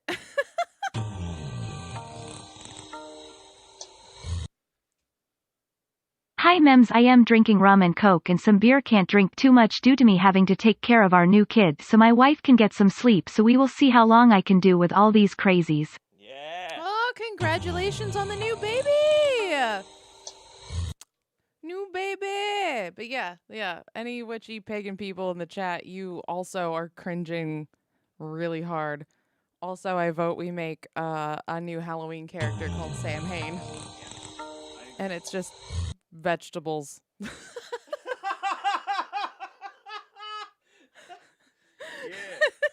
Just dressed as a vegetable. And when people ask, hey, are you a carrot? No, I'm Sam Hain. Jesus Christ. But you gotta say it with a twang. I'm Sam Hain.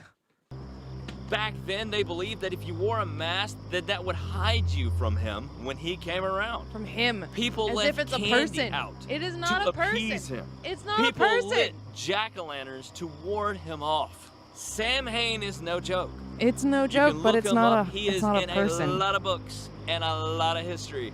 Everything awesome that is Halloween. This October 2021, I'm gonna do a spell to try to summon and conjure Sam Hain. He's gonna conjure the festival of the solstice. God damn it. Brain broken? My brain is broken. I can't. I'll win right here at this dirt crossroads. Samhain. In just a few days, I'm gonna be right here. I have all of the ingredients that I need to conjure or make a spell. I never made it this for far in the Samhain. video. I cringed that hard. I got it. So I kind of want to watch the whole thing if that's okay. I'm stoked. I got goosebumps. I want to for see real. what his stupid This is gonna be fun. You get the nervous white Nancy's. man I understand. spell When you're about is to to do something like conjure this, I totally get Sam it. Hain. I even have people telling me, bring a priest, bring someone with you. Don't do this alone. It's okay. I got this. This is gonna be good.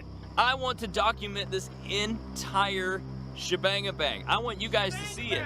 Everything, no matter what happens. Sam Hain is on his way. It's October 2021, and he's coming. Superstitions be... Mem, are you ready for the shebang-a-bang? So not only is this not a person named Sam Hain now, but it's a he. It's a he named It's a he.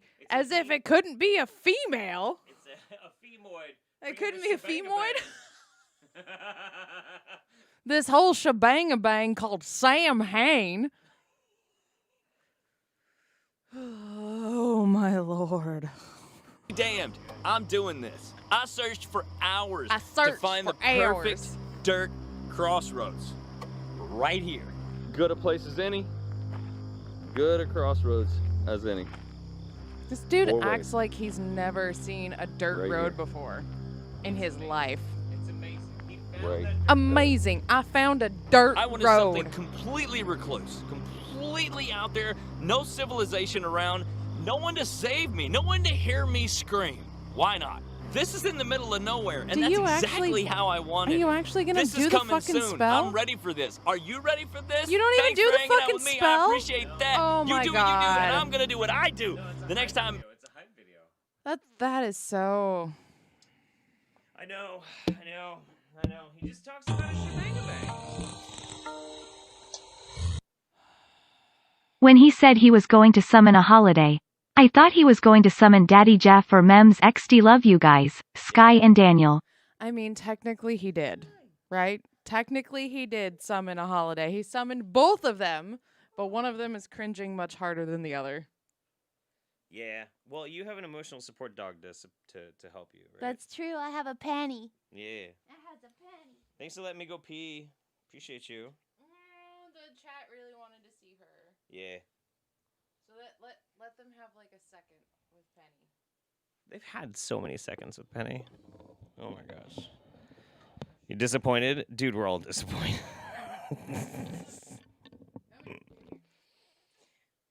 Oh god, you're so heavy. Yeah. She's still technically a puppy, but like, good lord. Yeah, she's a monster now. Monster! You a monster? Monster. Yeah. Alright. Well, cool. I have a musical number for you later when I need to go to the bathroom again. Aww. Here, let me see if there's any specific super chats that came in. $2 just to say Cisco rules. Thank you very much, Nick. Appreciate you. Cisco does rule. He does, dude. Cisco is the fucking best, man. He's the fucking best. Let's see. Aiden, hello, pagan from an ex-pagan. Mm-hmm. You already heard the one from Linus Loof, drinking rum and coke. Heather Moss, if anyone can summon the physical manifestation of a holiday, it's Chill Factor Props. Chill Factor Props. Yeah, that's right. Chill Factor Props has our number. No. Amanda Bushy, thank you very much. Daniel LaRoche. Yep, thank you again for that. Random guy, could Bob Larson defeat Sam Hain? Chat, who would win? Sam Hain versus Bob Larson. Tell us in the chat. I vote the physical manifestation of a holiday for 500, Bob. Or Daniel says, what position does Lieutenant Commander Penny have? Comms, navigation, public relations. Navigation. I was gonna go with morale officer, kind of like. She's always pulling us though, and I feel like she'd see a wormhole and would want to go play fetch there. Oh, that's pretty fair. And I think I might have missed one too. But thank you very much, baby. I love you. I love you too. I highly recommend Light of the Jedi by Charles Soule. It does Star Trek better than modern Trek. Weird as it sounds, audiobook is the shiz. Thank you very much, Cashel. Appreciate you. Janeway tried. Oh, this is from Darth Locutus. Janeway tried being buddy-buddy with the Borg. I expect that plan will work with COVID about as effectively, just without the hottie joining the crew afterwards. True. Very true. People saying Sam Hain would win. Man, Bob Larson does not have many fans in this chat. Holy shit. Poor Bob. Oh no. Okay. Okay. I've got some real fucking weird videos to show you guys today. So let's just fucking get into it. Do you guys remember Miegan X Rose? This is Miegan. Miegan really likes subliminals. She believes that if you listen to subliminal messaging, it can do things like change your body and change your shape and change your stuff and change that. She's reacting to subliminals on this. That's all I'm gonna tell you. We're just gonna watch.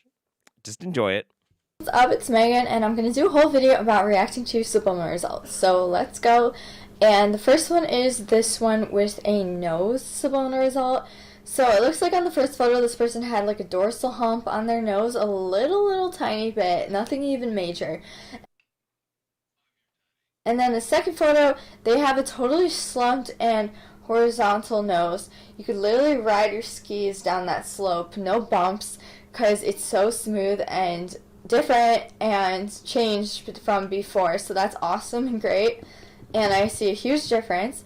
And then they have a photo of their nose before, when it was a little bit bigger and maybe slightly tilted. And then they have a picture of after, where it's a little bit more slimmed inside of it. And it looks great. It looks totally different. And I see it. If you don't see it, then I don't know what to tell you, because I really see it. That's amazing. So these people listen to subliminal messaging YouTube videos, and this person changed the shape of their nose. That's incredible. That's amazing. The evidence is compelling. So cool. That's a great sub-result. Okay, next one is an ethnicity subliminal result. Okay, this is going to be like really controversial. Don't at me. This is just one that I found on the Instagram page at subliminals_results. Okay, so the first picture of her right here, she is looking like she's probably African American descent. She's very pretty, has a great smile, curly hair, everything looks good, and apparently she changed on. Savor this moment. Just savor this moment. Take a moment, like all of you, if you're watching live, if you're watching, the replay on YouTube, you're watching this in the future. Take a moment. Savor this moment. Just take a nice long breath. And here we go. To an Asian girl. Like, what? Before we see it, I want you to pay attention to Megan's face when she says Asian girl. Just watch. Like, what? No, oh shit, we missed it. Descent. She's very pretty, has a great smile, curly hair, everything looks good, and apparently she changed onto an Asian girl.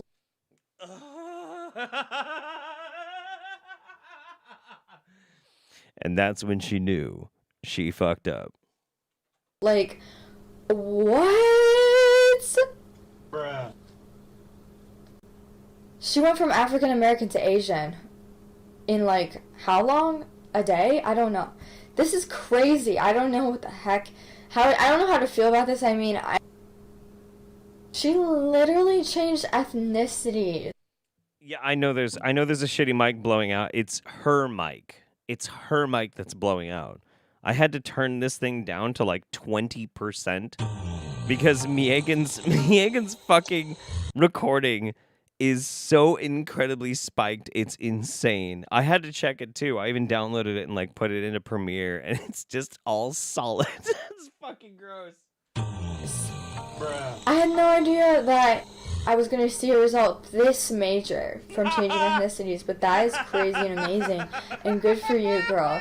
That is so good. If you feel good now, then good for you, and don't listen to the haters or what people are going to say. Seriously, because if you feel good, then nobody can tell you, like, that, oh, that's wrong of you to do or something. She looks great. She looks good. Oh my gosh. Like, she just doesn't look like the same girl. She looks like she just, everything's different. How can, I just can't even. Probably the most craziest result I've ever seen. Ever. Can anyone top this? If you like this video, then thumbs up. And if you didn't like this video, then I'm sorry, and I would hope that I could have done it better so that you did like it. Anyway, I'm done talking, and I love you guys. I'll talk to you later. I just gotta check. Oh yeah, she's up to 49.8 thousand. Jesus Christ. Oh my God. Does she believe this? Yeah, dude. Oh yeah. No, of course she believes it. Yeah. Yeah, 100%. She's been doing this shit for fucking years. Years. I've been watching Megan's Subliminal videos for fucking years. And yes, she's 150 billion% serious. Cat Green says, I'm so happy I finally caught this live. I've been watching you since before I was in college. Now I'm in med school. You're the best. Dude, fucking A. That's so cool. That's so cool. Congratulations on being in med school. That's just wonderful. Tim M, women are in trouble if this works. Wait, which one were we talking about? I hope it's not this one. Oh, no. Spawn of Jack says, please give a shout out to my girlfriend, Luthien. Hello, Luthien, who was excited to watch live but had to work at the last minute. I'm so sorry. That's bullshit. We're going to catch up on the roundup together later, and I wanted to surprise her since it's been a rough week. Well, I really, really hope that, Luthien, your work week was not that bad, that your surprise going in bore at least some fruit or won you some favor with your employers. So, that's okay. Catch me next month, hopefully. Schlagman 218. Hope you and Mems and Co. are doing well. Just a monthly choodle pants for my girlfriend and dog who love the roundup. Thank you. And Amanda Bushy, thank you so much. It's very, very kind of you. Appreciate you. Yeah,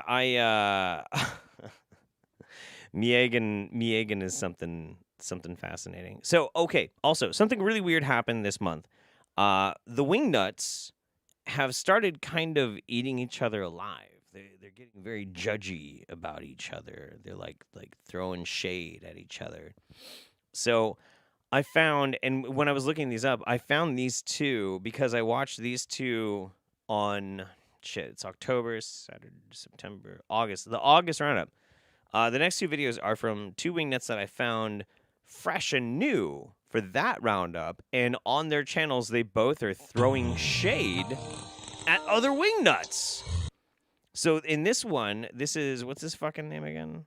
J Key. J Key is talking about Patriot Nurse, which we have watched Patriot Nurse on the roundup before.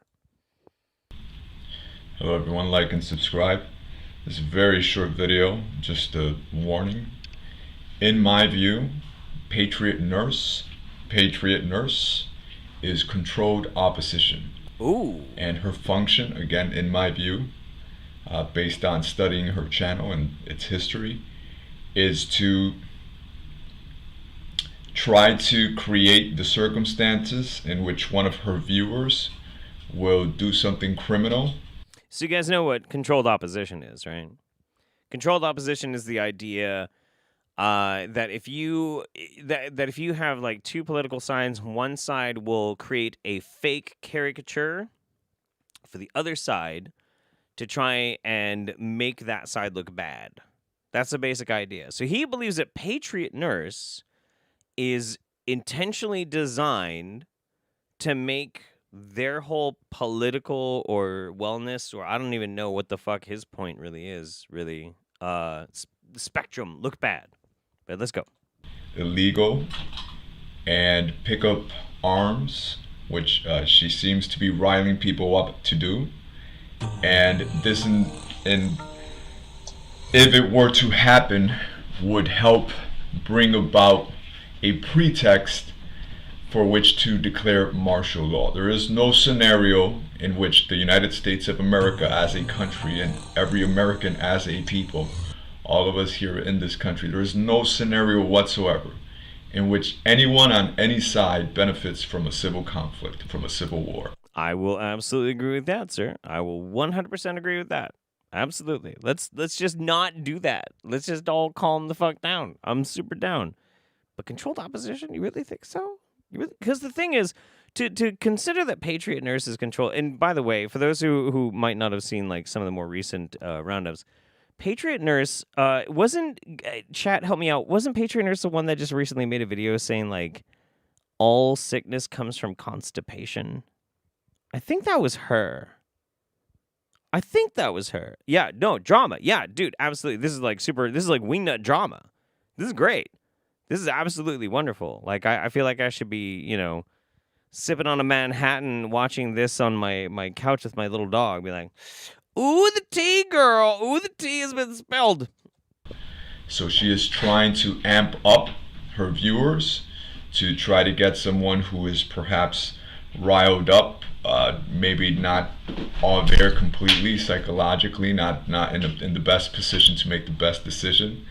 And she's trying to promote schismogenesis. So if you came to this channel through the Patriot Nurse channel, I would suggest that you study that perspective, and that it Well, look, all I'm going to say about this, because honestly I don't really give a shit about having too much politics on the Roundup, I have, in my experience, and I have quite a bit of it now after years and years of doing this, it's really not necessary to try and convince people into doing crazy shit. They will find it on their own. And it's really, really not hard to push someone over the edge into really wackadoo behavior. So, but hey, you know, he doesn't like Patriot Nurse, and neither do I. Neither do I. So, cheers to you, homie. But he's not the only one. We're going to watch this one because it's really quick, too. But this is even more nutty. You guys might remember Tiger Lily. We watched a Tiger Lily video, I think 2 months ago or so. And she's kind of throwing some shade, sort of, but it's in the most adorable and obnoxious way. Just listen to this. LOL, do I even need Elizabeth April? No, I am an Elizabeth April, but I do like listening to her. She's really cute. But she's like, yeah, the vaccination's gonna change your DNA. And I'm like, I said that like 6 months ago. Girl, get on my level. Elizabeth April, the fucking heir apparent to the Galactic Federation of Worlds, the light bringer who's like intercommunicating with different beings throughout different multiverses. I said that months ago, okay? Get on my level, girl. Whatever. I wrote it all over my Facebook. I told everybody, don't take the vaccine because it's going to alter your DNA forever. They're going to dull you and dumb you down to make you very easy to control because they're afraid. They're afraid of people not being controllable. So they want to make it stupid and conformable. Right. And so I already knew what the vaccine was. Like I'm all about upgrading and activating my DNA, and this is the vaccine's designed to destroy your DNA and make you stupid. And I said that. You're all about upgrading your DNA. How does one upgrade their DNA? And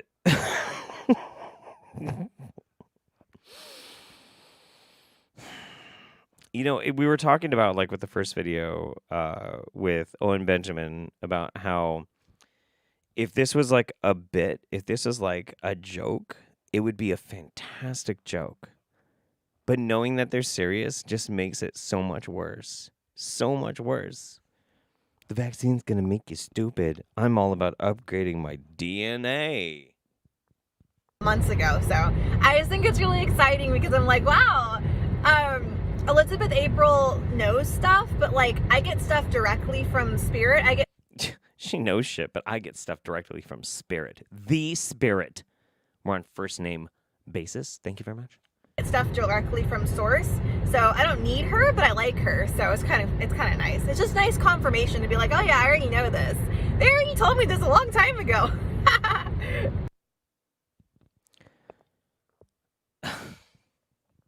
I got nothing, dude. I got nothing. It's fantastic. That's wild. Destroy your DNA. Yeah, it would literally kill. Yeah, I don't even understand. Like, what do wingnuts like that think DNA is? Like, I would love. One of the biggest pains that I have in my life is that, like, so I don't engage in, like, debate culture or anything like that on YouTube or Twitch or whatever, but I would love to talk to wingnuts. I would love to, but I rarely do. And, the last time I talked to a wingnut was on some random dude's Twitter, or not Twitter, Twitch. And they invited me on to debate a flat earther, right? And this is how it went. I get on. I'm like, yeah, hey, how's it going? Yeah, I'm more like focused on science and everything. He's like, well, you know, I think your science is bullshit and blah, blah, blah. I'm like, okay, well, why do you think that? And he's like, wow, blah, blah, blah, blah, because of blah, blah. I'm like, okay, well, can you explain some more? He's like, blah, blah, blah, blah, blah, blah, blah, blah. I'm like, wow. Wow, you hold true to that belief. Well, then what about this? Can you tell me more about that? He's like, blah, blah, blah, blah, blah, blah. Like, I didn't debate the guy. I was fascinated. I couldn't debate him. I was just like, dude, fucking tell me more about this shit. I mean, you're fucking wrong, but fucking don't stop talking. This shit is so great. God damn, this is wonderful. And that's why I never get invited to like debates. Because I don't fucking debate. I just want to hear more. I want to hear more of their fucking bizarre ass shit. I'm like, well, you need to convince other people that they're fucking crazy. Motherfucker, do I need to convince somebody why the earth isn't flat? Are you I want to hear more about why he thinks it is. That's what I'm here for. I want that shit. That's what I think is interesting. So that's why I can't ever get into it with these people, and like, it's very frustrating. It's really sad because I would love a chance to just be like, please tell me more about how you activate your fucking DNA. I need to know. I need to fucking know. No, tell me all about it. Okay, let's catch up real quick. Oh no, you're gonna make me have to reference back to the last one that you messaged, Loke. Loke says, okay, so my wife asks why, how, what? Shit, fuck. I don't remember the last thing that you sent. So I don't know. Damn it. Sorry, man. Lee Seberg, finally catching this one live from Russia with Love. Well, thank you very much. Soulstone says, ever thought about a collab with Cirrus? Me and Cirrus talk pretty often. I was actually supposed to hang out with him not that long ago, but I just got really busy. That's honestly one of the reasons why I don't hang out with more YouTubers is just, I'm fucking busy, dude. I'm busy. Got my kiddo, got all my projects, got all my shit, That's all. No offense to anybody, Annika Westwood, shout out to my sons Odin and Prometheus. We look forward to the roundup every month. Gotta go put them to bed, but I'll be back to watch the rest in a bit. I can't wait, Annika. Thank you very much. And Thorn Studio says, technically, isn't getting a vaccine boosting your DNA? It's boosting your immune system. Not really your DNA. Not really. You need a DNA password? Fuck yeah, I need a DNA password. Oh, wait. Oh, shit. You know what? I'm going to read this one right now because this might be an emergency. Failed Art Kid says, hey, Jeff, got any good food place recommendations in Eugene?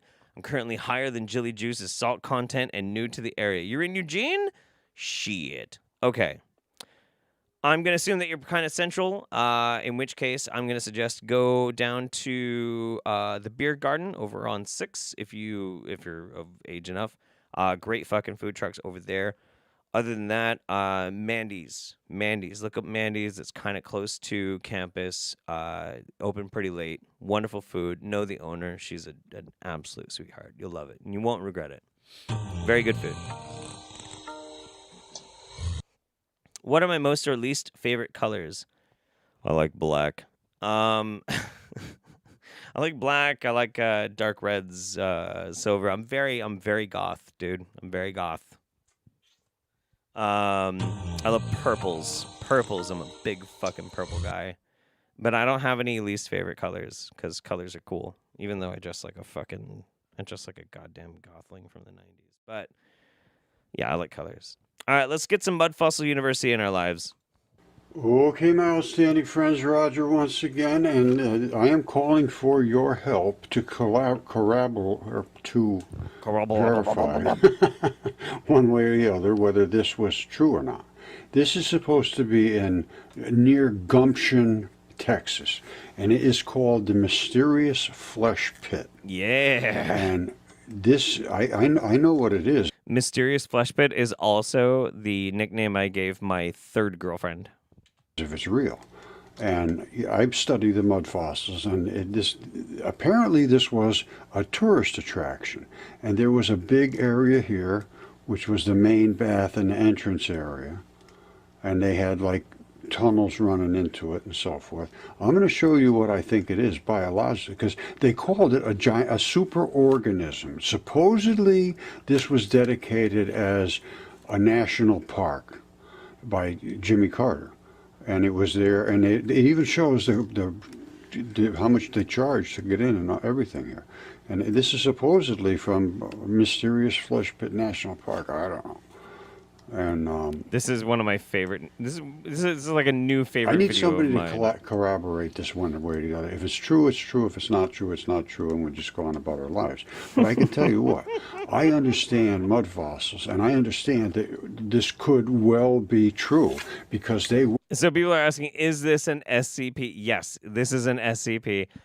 This is a bizarre concept that somebody came up with on Reddit and then worked with a bunch of artists to create the idea that there was a strange formation of a living organic cave. Much like if you went into it, you would be traveling through a body, like a monstrous body.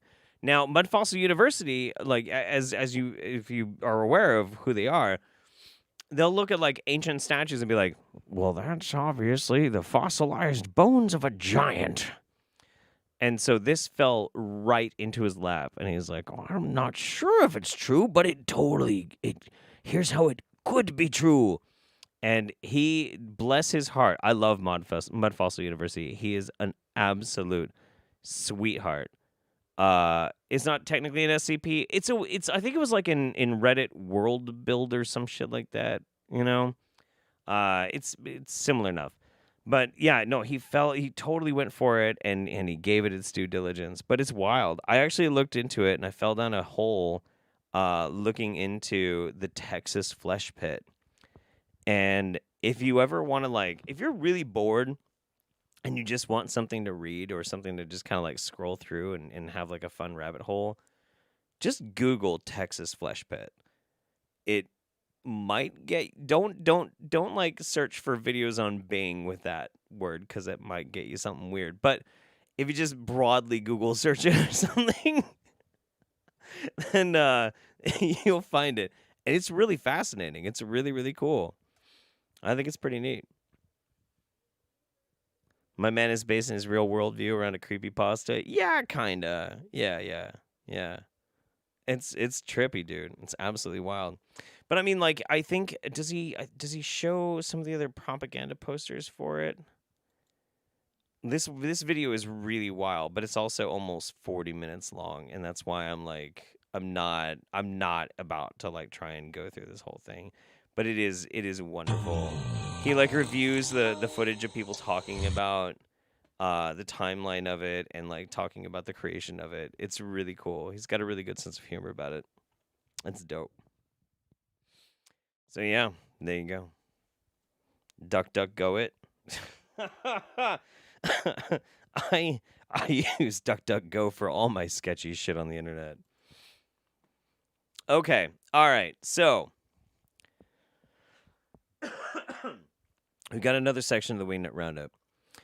We are going to go through like Wingnuts on the street. Okay, we're gonna have a section here called Wingnuts on the Street, and we're gonna see how they behave or the things that they talk about on the street. Because I found a fuck ton, and I mean a fuck ton of these goddamn videos. It's absolutely crazy. Loke says, the changing ethnicity thing, why do that and how do you do that is what she was talking about. Oh, how or why? How or why? Oh, changing ethnicities. Okay.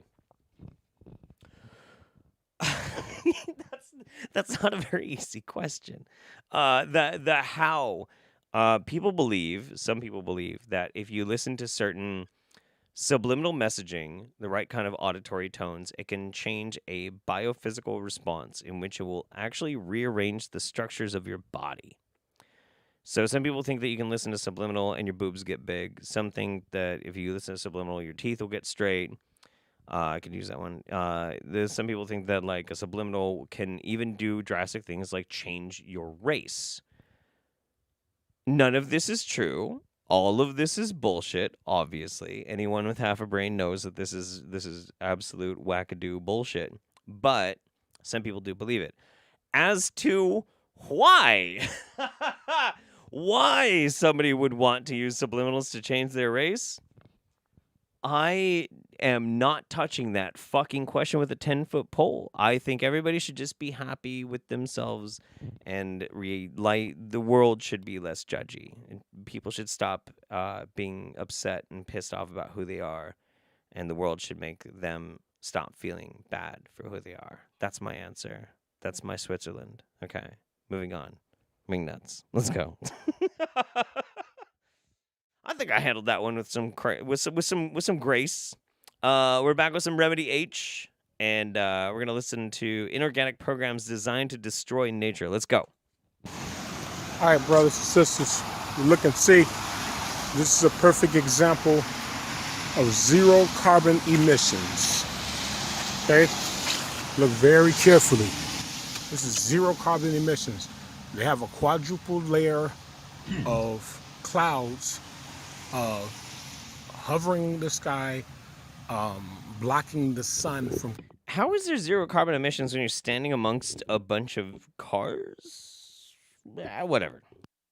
Coming in so that they can create their winter program. You got to remember, it's a program. It's not a season. It's a program. This is a winter program that they're looking to create. All right, everything on the planet is a program. All right, there's no such thing as seasons. They have a winter program, they have a fall program, as well as they created a spring program. And many of our brothers and sisters have fallen victim to this. So seasons aren't real. Okay.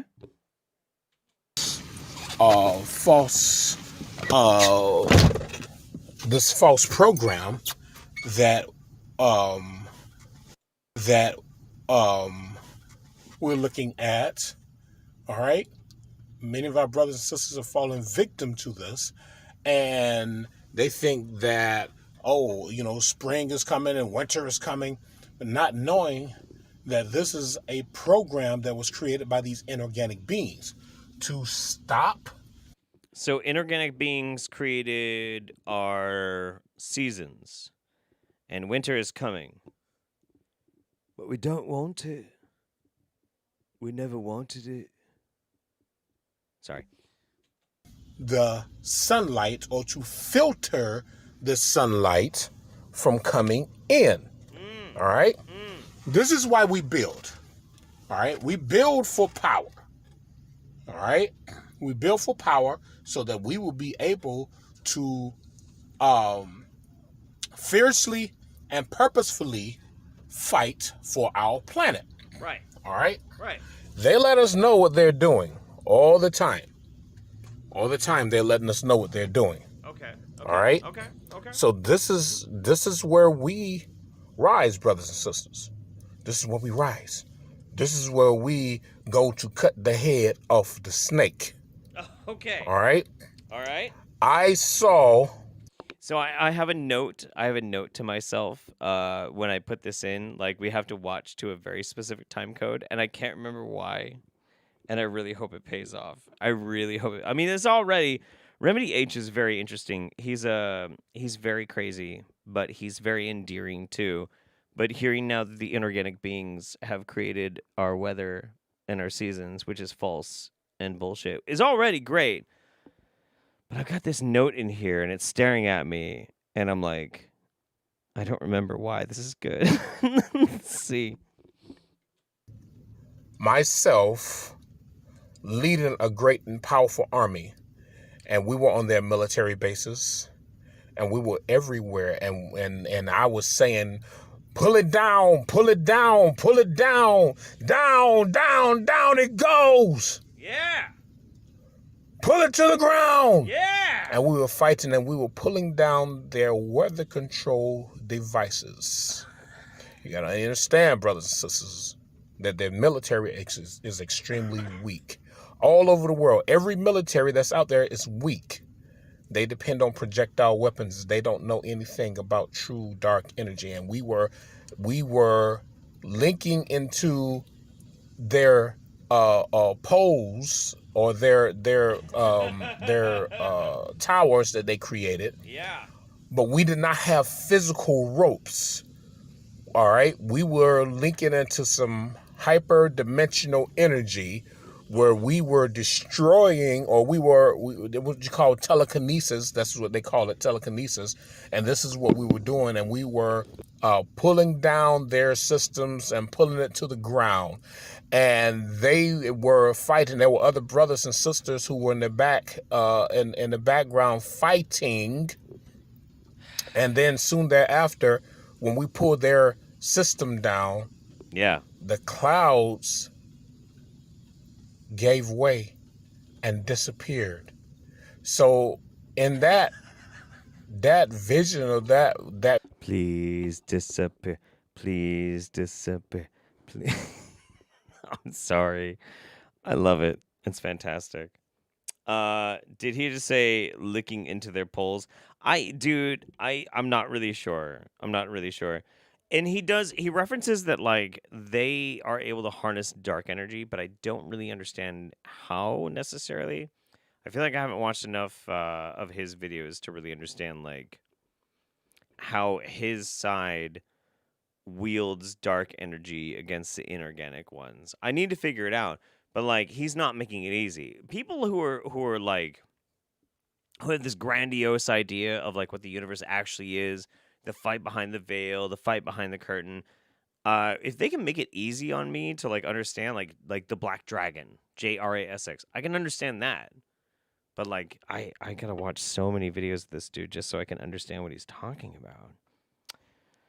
You have to make your expanded Wingnut universe a little bit more accessible. That's all I'm trying to say. Make a channel intro trailer. I was like, hi, everybody. Welcome to my delusion. This is why I think that I'm the reincarnation of Mahatma Gandhi mixed with the great black dragon and the chaos demon from the 53rd realm of dysfunction and discordianism. My whole point is to turn everybody into Scott Baio. I don't know. Fuck. Dude, just... make it accessible. If you're breaking down the barriers of truth and trying to like expose the false reality, at least make it like user friendly. Come on. God. You know what I'm gonna I just had the most genius fucking idea. Holy shit. I just had the most fucking genius idea. I'm serious. I'm not like this isn't a bit. This isn't a fucking joke. I just had the most genius fucking idea. I need to start selling marketing services to the Wingnuts. I'm dead fucking serious. I need to start selling myself as a marketing executive to try and help the Wingnuts put forth their best case scenario or their best case like argumentation for the real true nature, the under the matrix style, like beautiful kaleidoscope of derangement bullshit that they spew out of their fucking minds constantly. I need to be that guy. They can take a little bit of that money that they scam from like, you know, just any Betty Crocker and her fucking children over here in like somewhere in Kansas or Midwest or so whatever. They take all this money that they sell, like they get from selling these horrible fucking courses, and they give me a little bit, and I'm like, hey, here's how we film a channel trailer. We're gonna get some cinematic music, royalty free. We're going to get some very tasteful fucking colors. We're going to like do a whole branding scheme, you know? We're going to have like color codes specifically, a font that you use for everything. And we're going to make you the best goddamn lunatic you can be.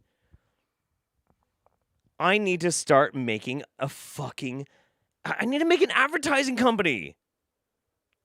Holy shit, dude. Why have I not thought of this before? Jeff Holiday, advertising executive to the craziest Wingnut stars. Fuck my nuts, dude. I'm going to make $1 million. I've just drank a lot of wine. Anyway, I do think it's a good idea. Marketing for madness. Yes, yes, marketing for madness. I love this. Yeah, dude, I already have. Dude, yes, no, please. Walter nailed it. Jilly Juice already gave me a glowing recommendation. Like I've already got my name intrinsically tied to madness and craziness with Jilly Juice. Am I broken? Fuck, man. Have we lost Jeff to the dark side? No. It's not like I'm ever gonna like say any of this kind of shit without being like, these people are fucking crazy.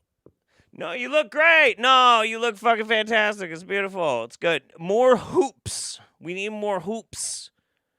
Can we get some more LED lights for Miss April? Okay, that's good. All right, anyway, let's keep going. Jesus Christ.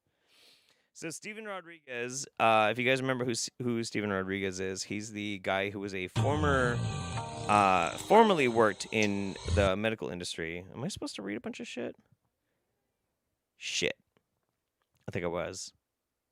Oh, well. All right, I'll read these after we watch this one. Steven Rodriguez used to be working in medicine. He has since then decided to make a life out of stabbing parts of his body with little surgical needles and going to places like Walmart and doing this. Take pictures of me. It's fine. Okay, go ahead, sir. All right, you have been trespassed from Walmart's property previous to this date. At this time, you are being threatened against arrest if you do not leave property. This is your last warning. And why? Because you've been previously trespassed on another date. And are why? you leaving or not? So Are what's you leaving what's or not? trespassing? You're back on private property. Describe trespassing. Coming back to a property with no contractual evidence, for no contractual reason, or I'm a buying previous something. trespass. I'm buying previous something. Trespass. Let's go. So I can't buy. Either you walk or you go in handcuffs and go to jail. Those So are your two, so you're those are threatening your me. two So you're yes, threatening I'm threatening me. you with Thank you. Trespass. So Look, this is what you do. Look, Officer Johnson, that's obvious his name. Officer Johnson, this is what you do. When Steven Rodriguez won't leave the fucking Walmart and he's being a bitch, you just go. Shit, I thought it was on stun. Oh, fuck. Oh, man. that's brutality. That's brutality. That's a Star Trek joke. No. We'll find out. Go ahead. If you come back again today or any other day, you will be arrested, okay? Thank you, Mr. Drew. Yep. Guess what? Go. You hate Go. yourself. Okay. You hate go. your mother. Go. You hate yourself. Walk, or you're going to jail. Last chance. If you stop again, you're going to handcuffs and going to jail. Go. I feel so bad. Like, I usually am not a big fan of cops. There's a couple of cops that I met that were really chill people, you know, whatever. But I feel so bad for any cop who has to deal with Steven Rodriguez. Holy shit! Oh my fucking god! Like Can we just make it a point, like, anytime somebody's like a kind of a crappy cop, they have to just deal with all the wingnuts? That's what they do. Like, that's their probation. Unless they did something really fucked up, then, you know, that's a different thing. Let's not talk about politics, Jeff. So Digital Demon Davros, Hans Wormhat is an SCP that thinks every animal is fake and that the Mud Flood was the alien Great Reset that brought about the Masons. Yeah, that's, well, like, that's claiming that Hans Wormhat doesn't believe what he says, and I kind of am convinced, pretty convinced. Screwbucket says, you know, conspiracy is good when it sounds like it could be the premise of a cross-book World of Darkness setting. Yes, and that's a very good reference, and I agree. Many years ago, Jeff Holiday confronted Jilly. 2022, Jeff Holiday now promotes Jilly Juice. I mean, everybody's got to eat, right? You know, it's not really about promoting them. It's about like making it at least entertaining.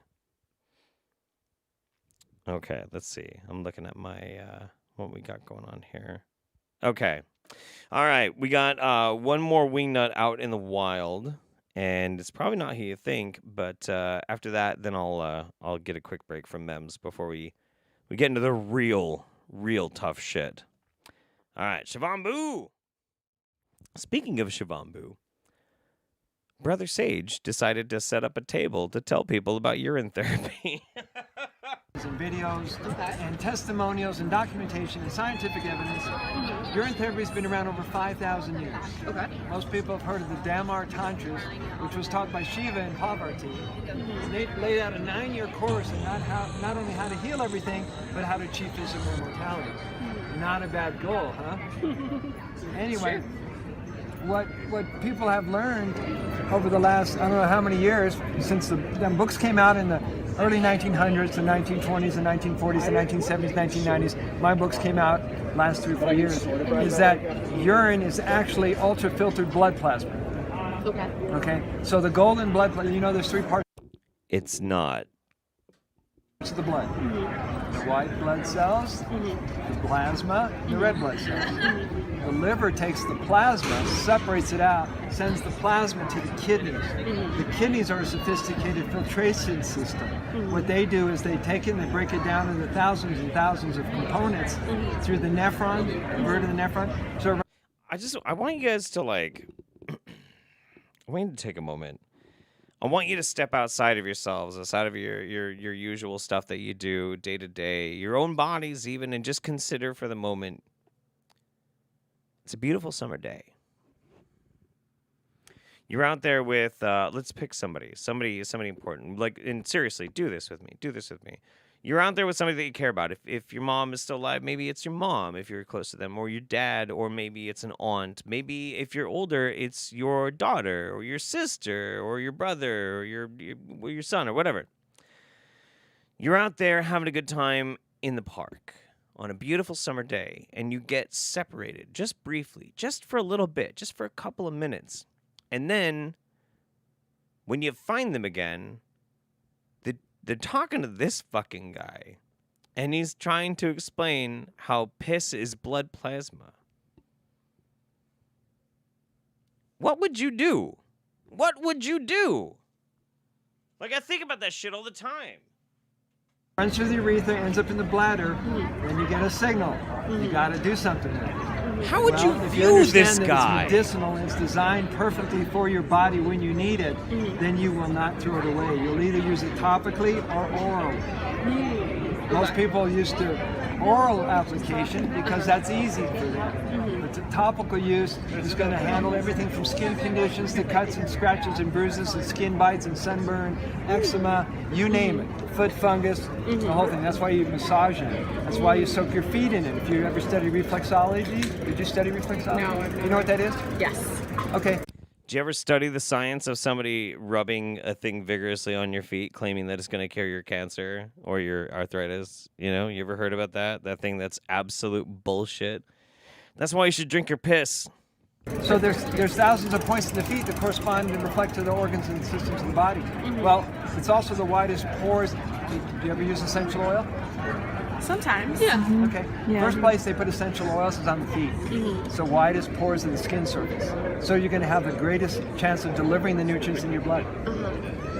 You got big, gaping, weeping, sobbing pores on the bottom of your feet, which is why you need to step and piss so you can get the piss in your fucking...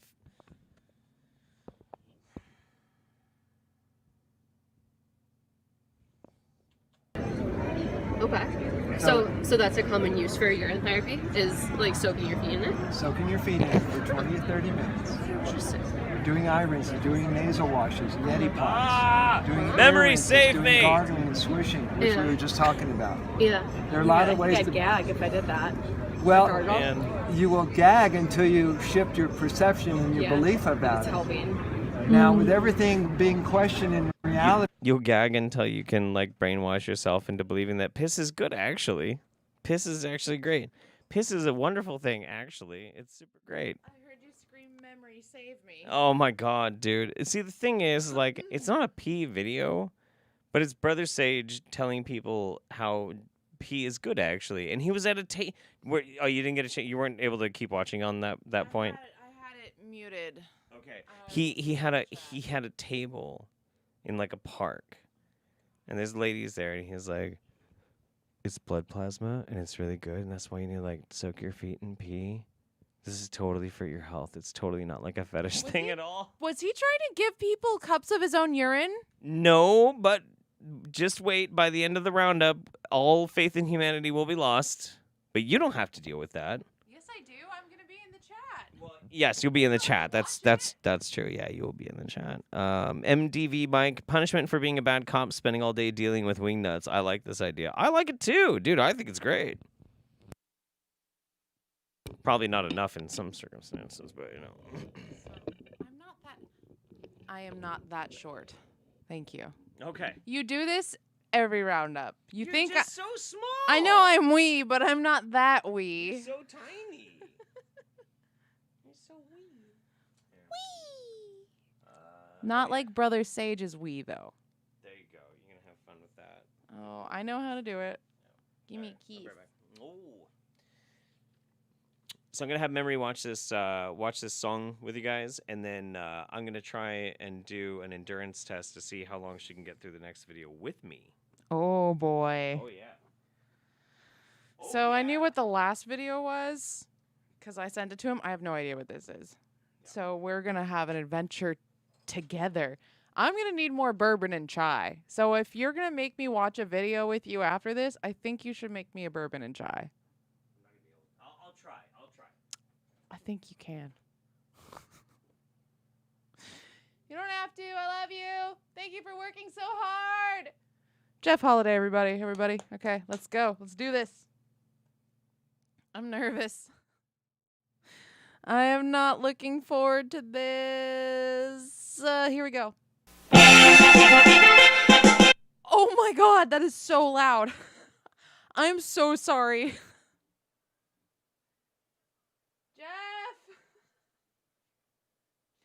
How do I turn the volume of the video down?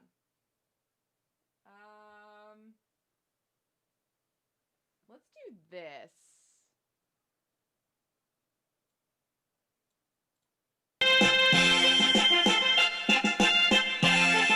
Oh, it hurts my ears. False flag, buildings falling down. Oh my God. False flag, bodies hit the ground. What the fuck? Was it Bush and Cheney, or Lee Harvey Oswald? False flag, traitors all around. What the fuck? What comes next? Will they take our guns? No. Martial law. Nope. Keeps us on the run. Okay. Hide some guns. Wait, my friends, I've told you before. Guns and gold won't stop the evil one. Sometimes when the mouth offends, you need a hand to cover it. Charlie Hebdo fooled a lot of folks. You guys, I'm fucking Were dead. they Muslims or insider blokes? Whoa! What?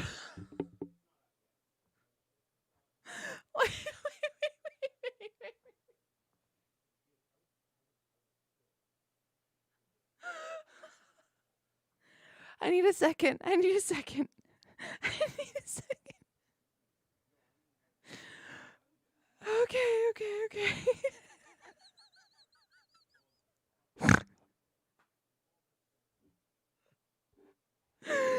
Someone come get their grandpa with dementia, please.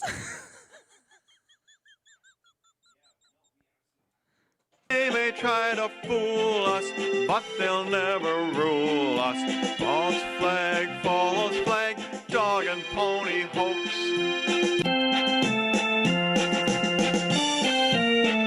Yeah. What do you think of the video, Memory?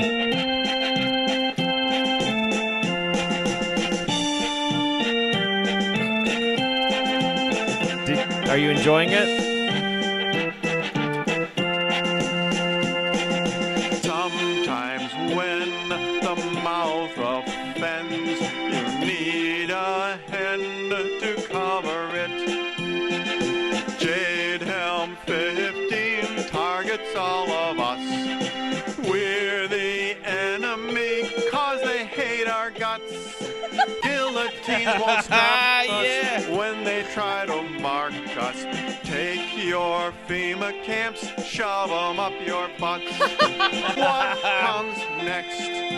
Will they take our guns? Body bags, they have just begun. Buy some gold. Wait, my friends, I've told you before. Guns and gold won't I can't. I don't know how to floss. We're gonna floss this. Sometimes when the mouth offends. You need a hand to cover it. I don't know how to floss. Sometimes when the mouth offends, you need a hand to cover it. It's that easy. Dude, that is not that's awful. But you do it fast. I can't. No, I can't do that. I can't do that. I don't know how to do that. Oh my god. Are no. you an old? I am. Chat, am I an old? Because I know what the answer is. The answer is yes. MDV Mike says poor Mem's possible titles: The Wackadoo Song, Song of the Trail Mix, or simply What the Fuck. 13 says, what the fuck have I joined to see? Yeah.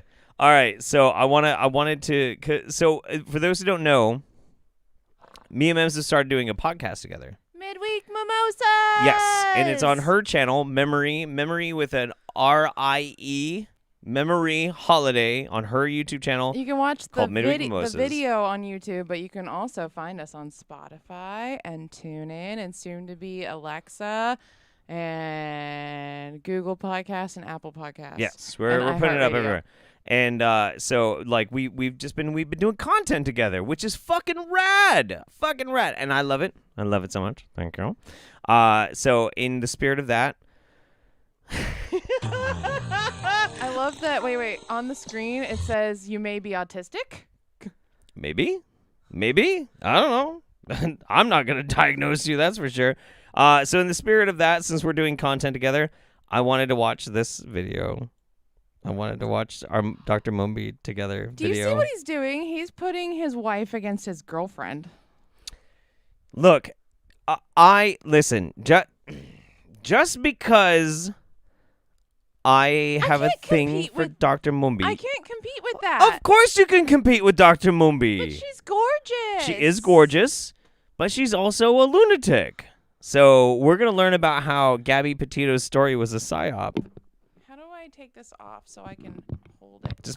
There we go. There you go. All right, let's do it. Now I'm not confined to a news stick. where even the New York Times came out and said, the news media can't shake the missing white woman syndrome. That's what many of the critics have been saying that many major news outlets highlighted the case of Gabby Petito and gave it so much attention when in actuality, beloved, Mumby is about smaller than me today. 50,000 people, women probably went missing around the time that Gabby went missing. That's and true. this shows That's you true. the importance of the narrative. That's why I'm bringing you this story, Good beloved. call. Because they were receiving criticism where even the Asian community was saying some Asian women have disappeared. Yep. But True. mainly, melanated women are disappearing at such a high rate. Many women True. and children are disappearing at That such is a true. high It rate. actually is and really they fucked never up. get the attention they deserve. Agreed. Beloveds, organ harvesting Amen, is Dr. real. Girlfriend. Wait, organ harvesting is real. Womb harvesting, the black woman's That's womb true. is the most powerful womb in the world. The black woman's womb is the most powerful womb in the All world? these things, beloved. Well, But not we the most haven't powerful seen, womb in the world, it but, never like, makes news. womb And of course, harvesting. That's true. different Lady news agencies were organs. trying to It's a thing. argue that they pick what the people want to hear. But it also brings to light the fact that many of the managers and the decision makers of many of these mainstream media organizations are Mzungus, and Mzungu women have also penetrated those upper echelons. We're like 1 in a million. And then the few black networks that we had, I think BET was even sold to a Mzungu. Correct me if I'm wrong in the comments. But where is our voice? Where is our narrative? Because people get so emotional, and a lot of people were like, it was larger than life. This whole story. But there's another angle to this, beloved, because I really believe that this is a major psyop. And people have actually talked of seeing different crisis actors that have been involved in other major events. And this is distracting people from the fact that, Biden is... Yeah. Okay, so yes, it is true that a lot of people have gone missing and did not get the proper coverage because the entire freaking country, apparently the world, was so focused on Gabby Petito. Well, I mean, the missing white woman syndrome is a thing. It's a thing. It's absolutely a thing. 100%, and yeah, I agree absolutely. there. But that doesn't make them a fucking psyop. Yeah, that's the part that I take umbrage with. Like, it's one thing, like, to be like, okay, well, yeah, Gabby Petito disappeared, and that's really sad, and it's really unfortunate and everything, but there are hundreds of thousands, I think, at least hundreds of thousands, if not maybe millions of people that just go missing every fucking year, and nobody gives a shit, nobody pays that much attention. But then it's another thing to be like, actually, it's a psyop. Yeah, that same week that they found Gabby Petito, I guess they found, like, I can't remember if it was 9 or 12 other bodies in that same area. Sure, yeah. That got, like, no coverage. And nobody gave a shit. Nobody gave a shit. And that's really sad. But that still doesn't make it a fucking psyop! And that's why I'm trying to break your brain with this video. Releasing major mandates that will impact people's lives. That will mean that if you don't take certain decisions, you won't be able to buy food. You won't be able to earn a living. You won't be able to visit the doctor. What does that have to do with anything? But all of a sudden, the media is just blowing this story totally out of proportion. What? And unfortunately, they say she was found, her body was found, they're calling it a homicide, the boyfriend's disappeared. But if you look closely, beloved, what does that have to do with many people not being able Illuminati to get connections? food? Like they say the wait, police. so many Illuminati connections. There's so many Illuminati connections you don't even know. And also, this wasn't the only story being talked about during the time. Like, what? I don't know. Who, because they'd been stopped. Please look into. I'm not going to get too into this story because I wasn't even actually going to cover it. So, but let me give you for those who have not heard about it till now. Basically, Gabby Petito and her boyfriend Brian Laundrie, they went on a cross-country van life tour where they were recording their journeys, etc., etc. And it looks like Brian progressively declined mentally and was abusive to Gabby. So the police actually stopped them. Sure. After the report of a domestic dispute where some guy called in and said that he had seen Brian hitting Gabby in the middle of the streets, I think and so he called the police and then they stopped the car. Feet touching. And Gabby was totally distraught. But the funny thing is, throughout this whole thing, it's a thing. This whole banter, and you see how the body cam of the police. At the end of the whole thing, the policeman who was handling everything, he actually had a 666 on his thumb. What? And I told you guys, Floyd was a psyop as well. But what? And when they looked at they say that Brian Laundrie has quote-unquote Zionist connections, all this stuff, beloved. Whoa! But this is a massive distraction. Who's saying that, Mumbi? And this is, it's serving multiple purposes. Is First Bob of all, Larson it's, saying that? it's Like, supposed who are you to talking serve to? the propaganda agenda of, we all suffer, even us Mzungus, we get kicked up. Everyone is in the same boat. Everyone is, suffering in this world to create this collective feeling like everyone is a victim. So that's one angle. So, okay, I think we can actually stop it there.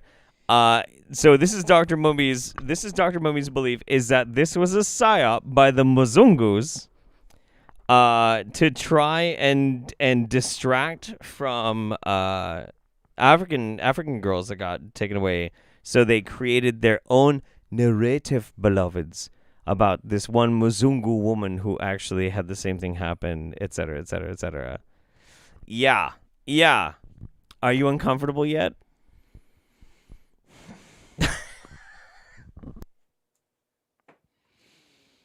I don't even know what to say that I already haven't said You know what in the past 5 minutes. Dr. Mumbi is the I'm mad at your girlfriend. Dr. Mumbi is the Alex Jones of Africa. No, we've agreed on that for the past year and a half, probably, for sure. Oh, nice, 420. Yeah, good job, 13. Yep. Oh, clever. Pay food tax now, yeah, absolutely. Yep. Okay, so now I really need a bourbon and chai. Okay. Okay. You know what? You're a champ for sticking it out with me. I appreciate it. Yeah. Yeah. I feel bad for what's coming. For the next videos? Yeah, well, you always save the worst for last. And if that and all the things that came before it made me cringe and feel physical pain, I can only imagine what is yet to come. Yeah. God, you're handsome. Aw. Yeah. Thank you, baby. Also follow Jeff on TikTok. Yeah, follow us both on TikTok, actually. It's a good idea. Bye, Chad. I love you. Memory loves you. Memory thinks you're fantastic. You're wild. Awesome. Fantastic. Tim Clare says, shoot that guy with your phaser. I should. Oh, my God. I need to shoot more with my phaser. Why are you showing me your butt? Get. Listen, Jezebel. It's a serotonin boost. I appreciate that. But listen, right now, you showing me your butt right now, that's Jezebel. That's Jezebel. I'm trying to be a man of God up in here. I do like it. All right, get out of here. Fucking Jesus Christ. My wife's amazing. All right, so Tim Clare says, shoot that guy with your phaser. I should be shooting more of these wingnuts with my phaser. Cha-cha. I love this fucking thing. Tim's a good buddy of mine. I've known him for fucking years, and he gives me presents of Star Trek stuff randomly. He'll just randomly show up and drop it off at my house. He's like, "Hey, dude, check out this crazy Star Trek shit that I found. It's for you. See you later." Thanks, buddy. That's cool. 13 says, as always, you two are adorable together. Also, guess I have to pay foot tax now too, huh? That's true. That's true. Thank you, buddy. Digital Demonic Davros, Jeff, I have a Scientology chapter in my state, a Dave Koresh wannabe, and even had an African cultist here. Adelaide is small, but many conspiracy. Really? That's interesting. There's little pockets of hyper conspiracy networks all over the country. They're all over the fucking place. There's certain places in Washington State, then down here in Oregon, we've got a couple of little weird pockets, and then in California you got around Mount Shasta and shit like that. It's weird. It's weird. It's just rife for breeding cults. It's super strange. Yeah. Well, thank you, Ordania, for showing people my my TikTok. I appreciate that. That's cool. Okay, we have 4 videos left. 4 videos left, and that will be the end of the roundup. And this has been one for the books, folks. I have to tell you, this is pretty nutty. Now, if you're me, which you're not, but if you're like me, which I hope you are, you've been boozing it up for a while. And after you've been boozing it up for about 2 hours and 45 minutes, you need to move. Now, usually, we do an audience participation that has something to do with your face. Usually it's motivational doc, Dr. Mandel here, or face yoga. But every now and then we like to switch it up a little bit. And today we're going to get some calisthenics. We're going to get a little bit of swinging boxer briefs exercise action. Now, if you are so inclined, I never publish them to the roundup or anything like that. If you're willing to do these exercises with me, because I'm going to just do them with you right here and embarrass myself in front of all of you fine people on the internet and send me the video, I always get a fucking kick out of it. I never publish them. It just makes my fucking day. But Troy Casey is going to give us an exercise. If you sit at a desk too much, these quick exercises are for you. This is us getting our blood pumping before the craziest of the roundup for this month. So let's go.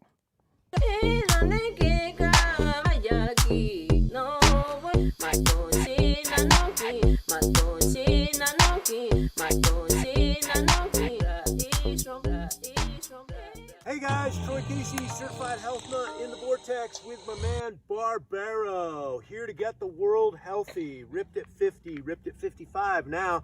All right guys, we are going to do shoulder loosening Qigong exercises. Excellent. We're all going to do shoulder Qigong exercise, loosening exercise. with these two men in their boxer briefs. They're grotesquely flapping dongs. But we're going to do it. We're going to do it. First one that I do to loosen everything up on the computer, driving too much, is open up the thoracic. So this is called ape hands. So you're just basically going to gently take your hands over your head and just gently rock back and forth. You can get your hips, your knees, and your ankles We're not into it. intentionally thrusting our As much as you can penises open forward. up and That's flow. just by accident. This exercise, if you close the eyes, you could turn it into a movement meditation. If you have trouble with your balance, you can keep your eyes open. Tongue is on the roof of the mouth, breathing in through the nose and out through the nose. This is completing the electrical circuit. And so Complete this is your going electrical to open circuit. up Let's the do it. breathing by 50%. Chi is best done in the sun, grounded to the earth, or in the Okay, I changed my elements. mind. Don't Sometimes send me the a sun's video of not you doing out. this. That might You be can always face the inappropriate. sun. Tongue on the roof of the mouth. And remember, when it comes to chi, It's stored in the balls. the slower you move, the faster chi moves. So this is a rhythmic, I think I'm doing it functional right. exercise. I think I'm doing it right. Bring more I do. rhythm and flow into your body. We have a lot of stagnation and discordant energies Oh, on yeah, the planet dude. right now. Don't get stagnant in From your our balls. domesticated industrial age world that we've created. No victims. Love everything about it. It's just time to evolve. And some basics That's right. that the martial arts masters and the yogis figured out 5,000 years ago are applicable to human biology, physiology, and psychology. Okay, okay. So how this is going to help your psychology is it's going to clear your head. It's going to put you into a rhythm and flow. It's going to get you out of your stagnation, your pain, etc. It's going to move the chi, it's going to move the lymph, and it's going to move the blood. But more importantly, it's going to open up your breathing apparatus by 50%. Your breathing apparatus is your lungs, bro. It's called your lungs. It's almost done. Fuck it.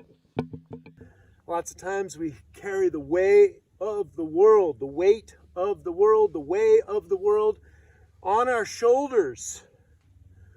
Plus, we're hunched over on computers, driving in cars. And so we get thoracic kyphosis. Is that the name of it? Yep. Barbaro? Barbaro's a clinician. He's like, yeah, don't talk to me right now. I'm in my underwear. Can you just, Troy, don't embarrass me. Thoracic kyphosis. Just over here in my underwear, just doing this. Fucking leave me alone, dude. Right? This is aging, right? And we're on text messages and right? We're driving, we're typing. This is aging. This is depression, right? Open that apparatus up, open that posture up, be vulnerable, face the world. Modern man, open up thy apparatus and accept the healing or something. I don't know, man. They're always talking about healing or something like that. Sure, it's good stretch. Good stretch. I question why they needed to have their very pronounced bulges. But hey, you know, I'm not complaining. Not complaining. But I'm a man of the times. Thunder Rains, just a little tip for what has been, as usual, a great roundup. Well, thank you so much.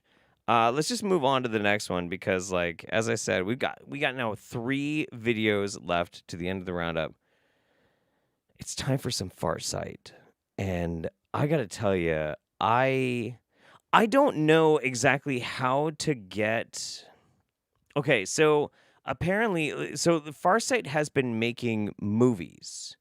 The Farsight group. It's a whole group. It's a whole collective of people that are all doing like this remote viewing and like perceiving what in multiversal like realities, like the Nazis were colluding with the aliens in Antarctica or blah, blah, blah, blah, blah, blah, blah.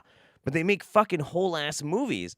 But the movies are not on YouTube. I'm seriously starting to think that if I can get a little bit of money set away, I'm gonna try and like get a membership or something so I can see some of these movies, because this shit is so fascinating to me. It's so fucking crazy. So this is a trailer for their new movie, Lucifer. Very appropriate for October.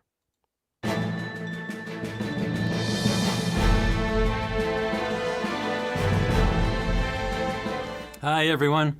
Throughout a great many cultures and literatures, there is the concept of the devil.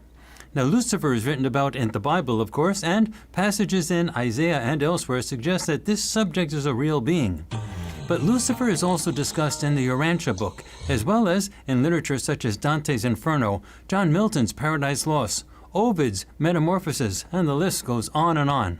And his mind, he's a mastermind. His mind is incredible. Just also horrible. So Lucifer's mind is masterful, but also horrible. Okay. Wow. Congratulations on mastering that.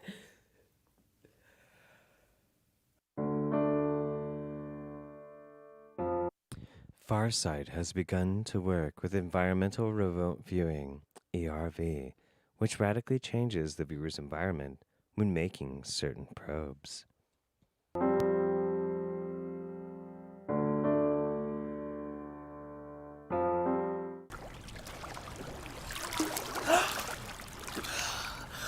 The subject is so dark. His energy is just so vast and wide. It spreads so far.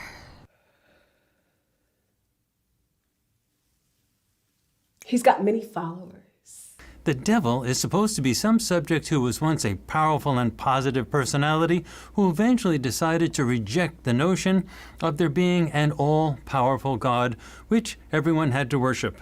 The devil... That's not even remotely what the devil was.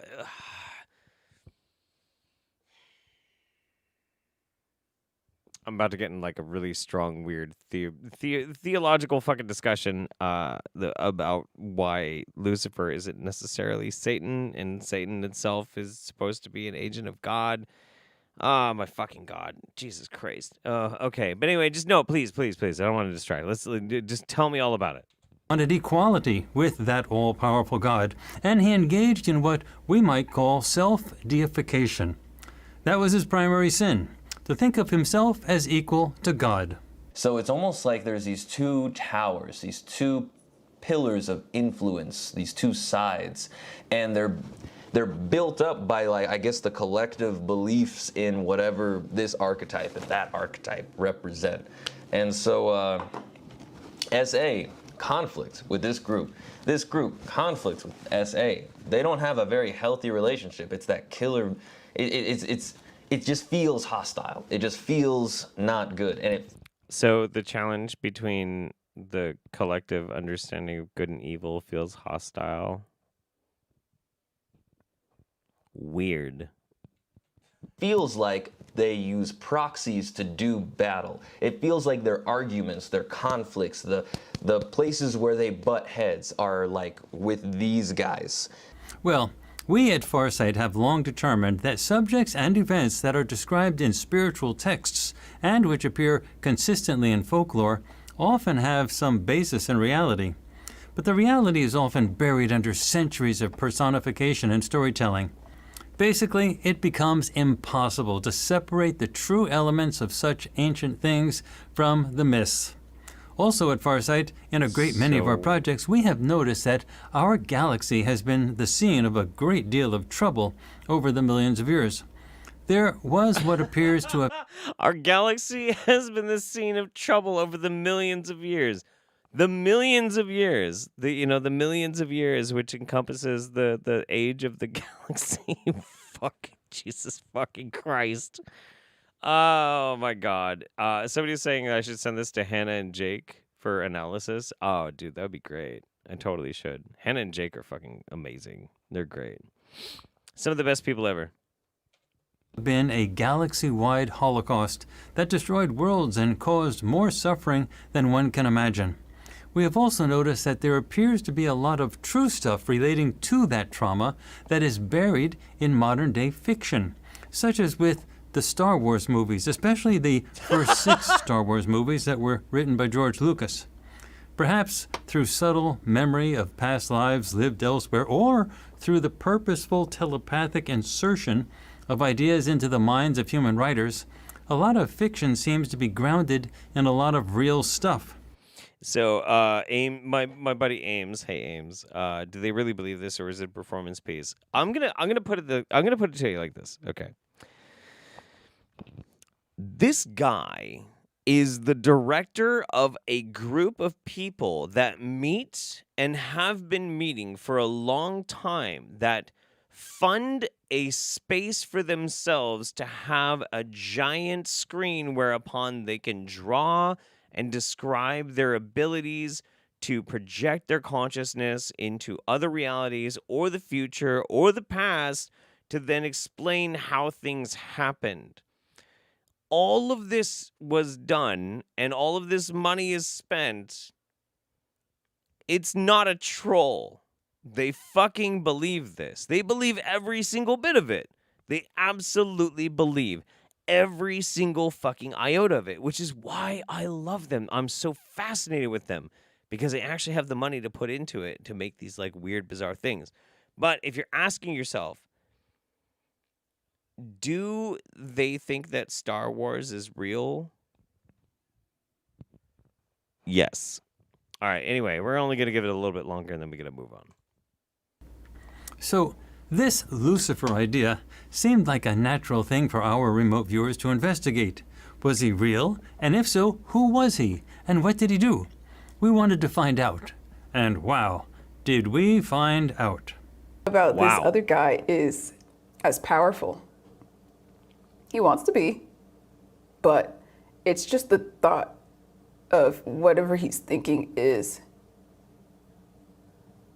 just as, or even, well, not as much, just as evil or just as negative. His mentality is negative. His mentality is negative, but his mentality is negative just because he's inspired by them. Like he's secretly inspired by how negative this guy is and how he can do whatever he does even better. And he just watches everything that he does and tries to plan out his own plans that no one really cares about. He's not well known enough for anybody to care about his plans, but this guy has people following him and just adoring him because they think he's a really smart or really good person. I want to get high with these people. I super do. Holy shit, man. Oh my God. Honestly, I've never believed in anything as much as these people believe in like the most basic shit that they adhere to. Not even close. Not even close. There's not been one thing in my life I've ever like really truly believed in that's even like a tenth of that. That's wild. That's fucking wild. And we can laugh about it. We can make jokes about it, and we are. But at the same time, when's the last time you were so invested in the belief that you were actually able to psychoanalyze and understand the psychology of Lucifer, the morning star, thus first beloved by God, but now cast down to be Satan, the dweller of the pit? When's the last time in your fucking life that you believed something as much as that? I don't know if I ever have. I don't know, dude. I don't know if I ever have. It's fucking crazy. Lauren Oliver says, Frankie and Health Nut are locked in a room. They're in a semen retention off. The TV randomly show their most attractive people. Who wins? Frankie and... Oh! Okay, so you're talking about Frank Tufano versus Certified Health Nut. So it'd be Frank versus Troy. Frank versus Troy. So Frank Tufano eats rotten animal brains, shoots HGH. I didn't say that. And Troy Casey, Certified Health Nut, fit at 50, blah, blah, blah. They're both locked in a room, and they're watching monitors, and the monitors are just showing them the sexiest fucking things they possibly can. Who will last the longest, will refrain from jacking off? Who will last the longest and not nut? Troy or Frankie? Chat, let us see it. I'm curious. Why we're betting on this, I don't know. Somebody just asked in the chat, what's a mommy milker? That's how I know this is a good stream.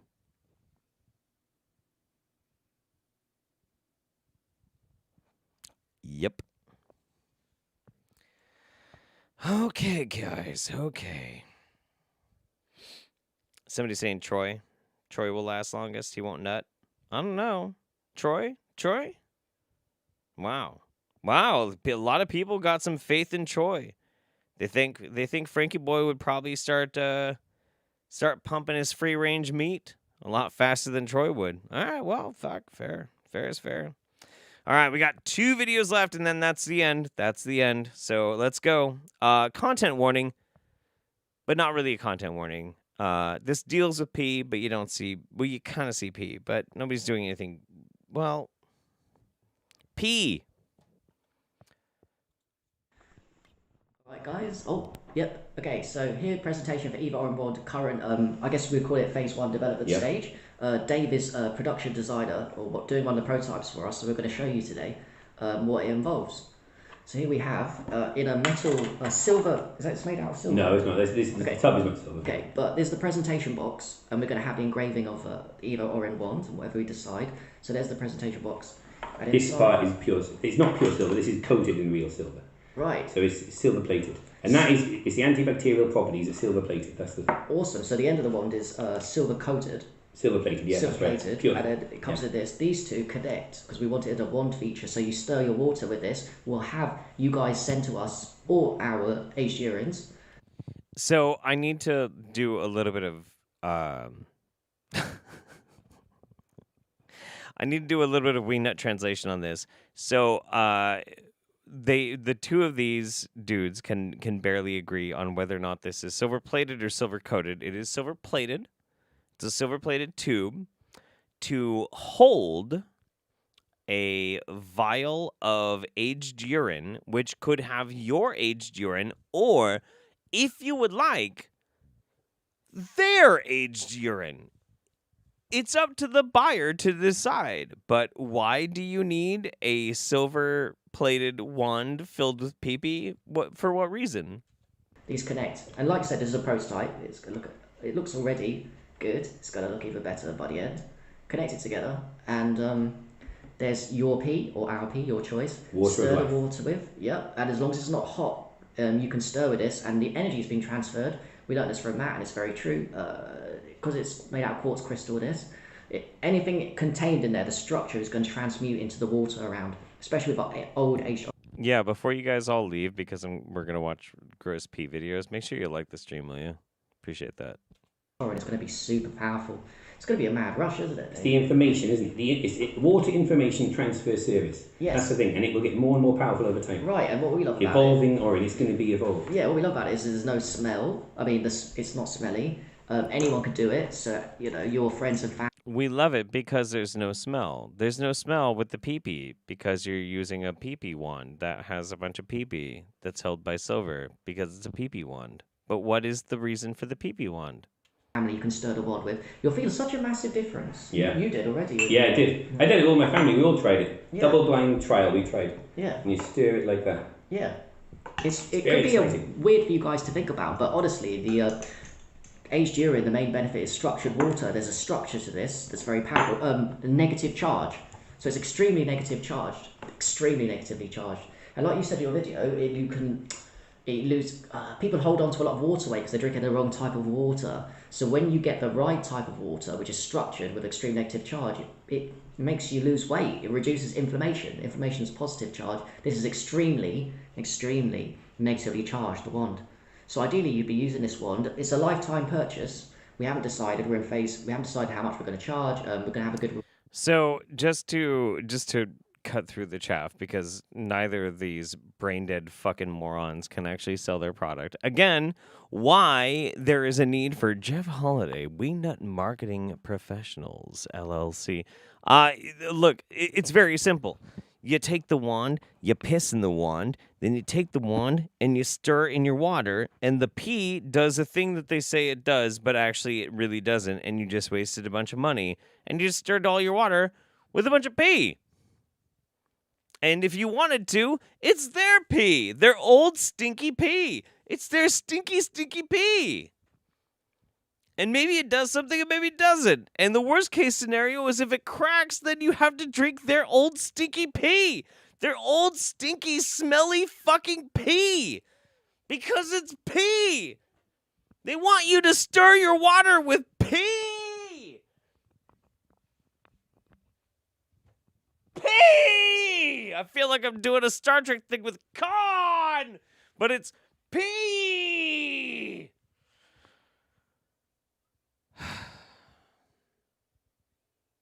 Yeah, that's it. Anyway.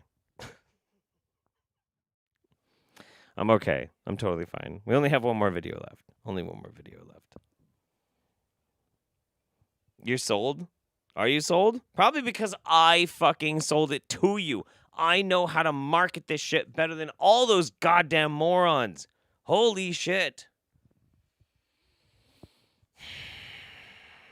I'm fucking mad, dude. I'm mad. I'm super mad. I'm super mad.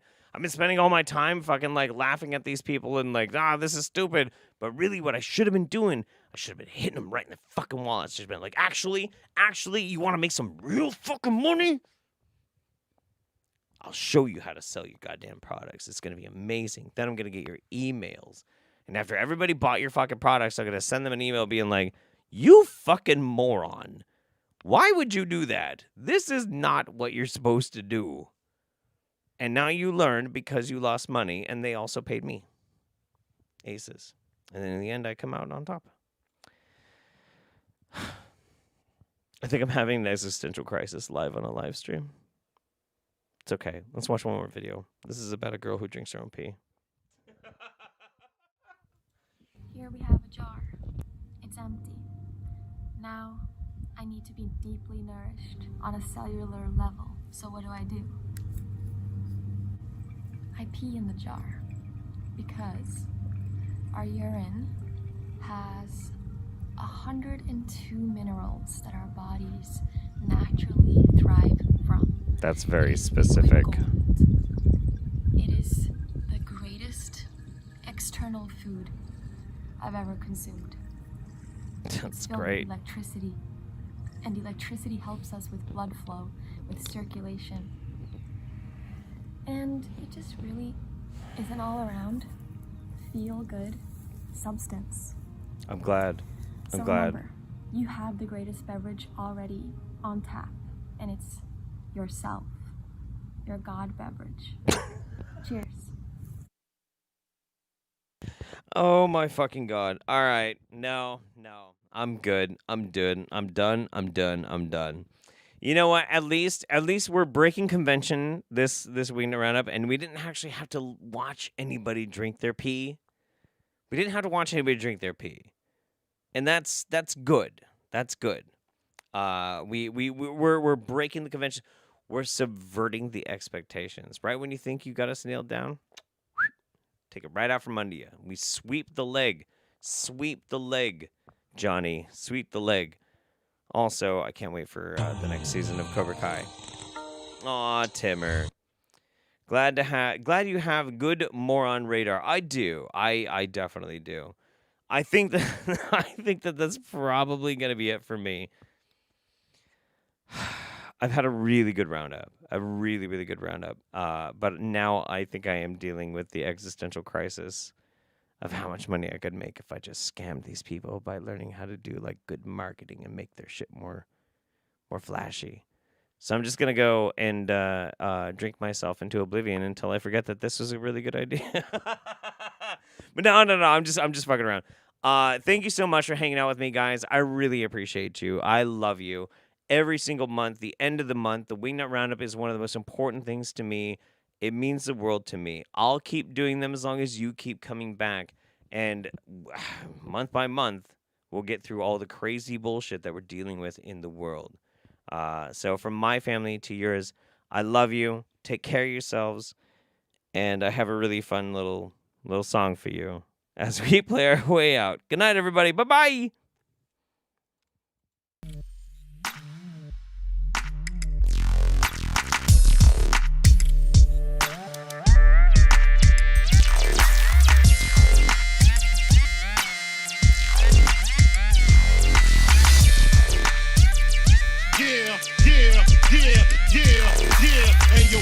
stop, and you don't stop, and you won't.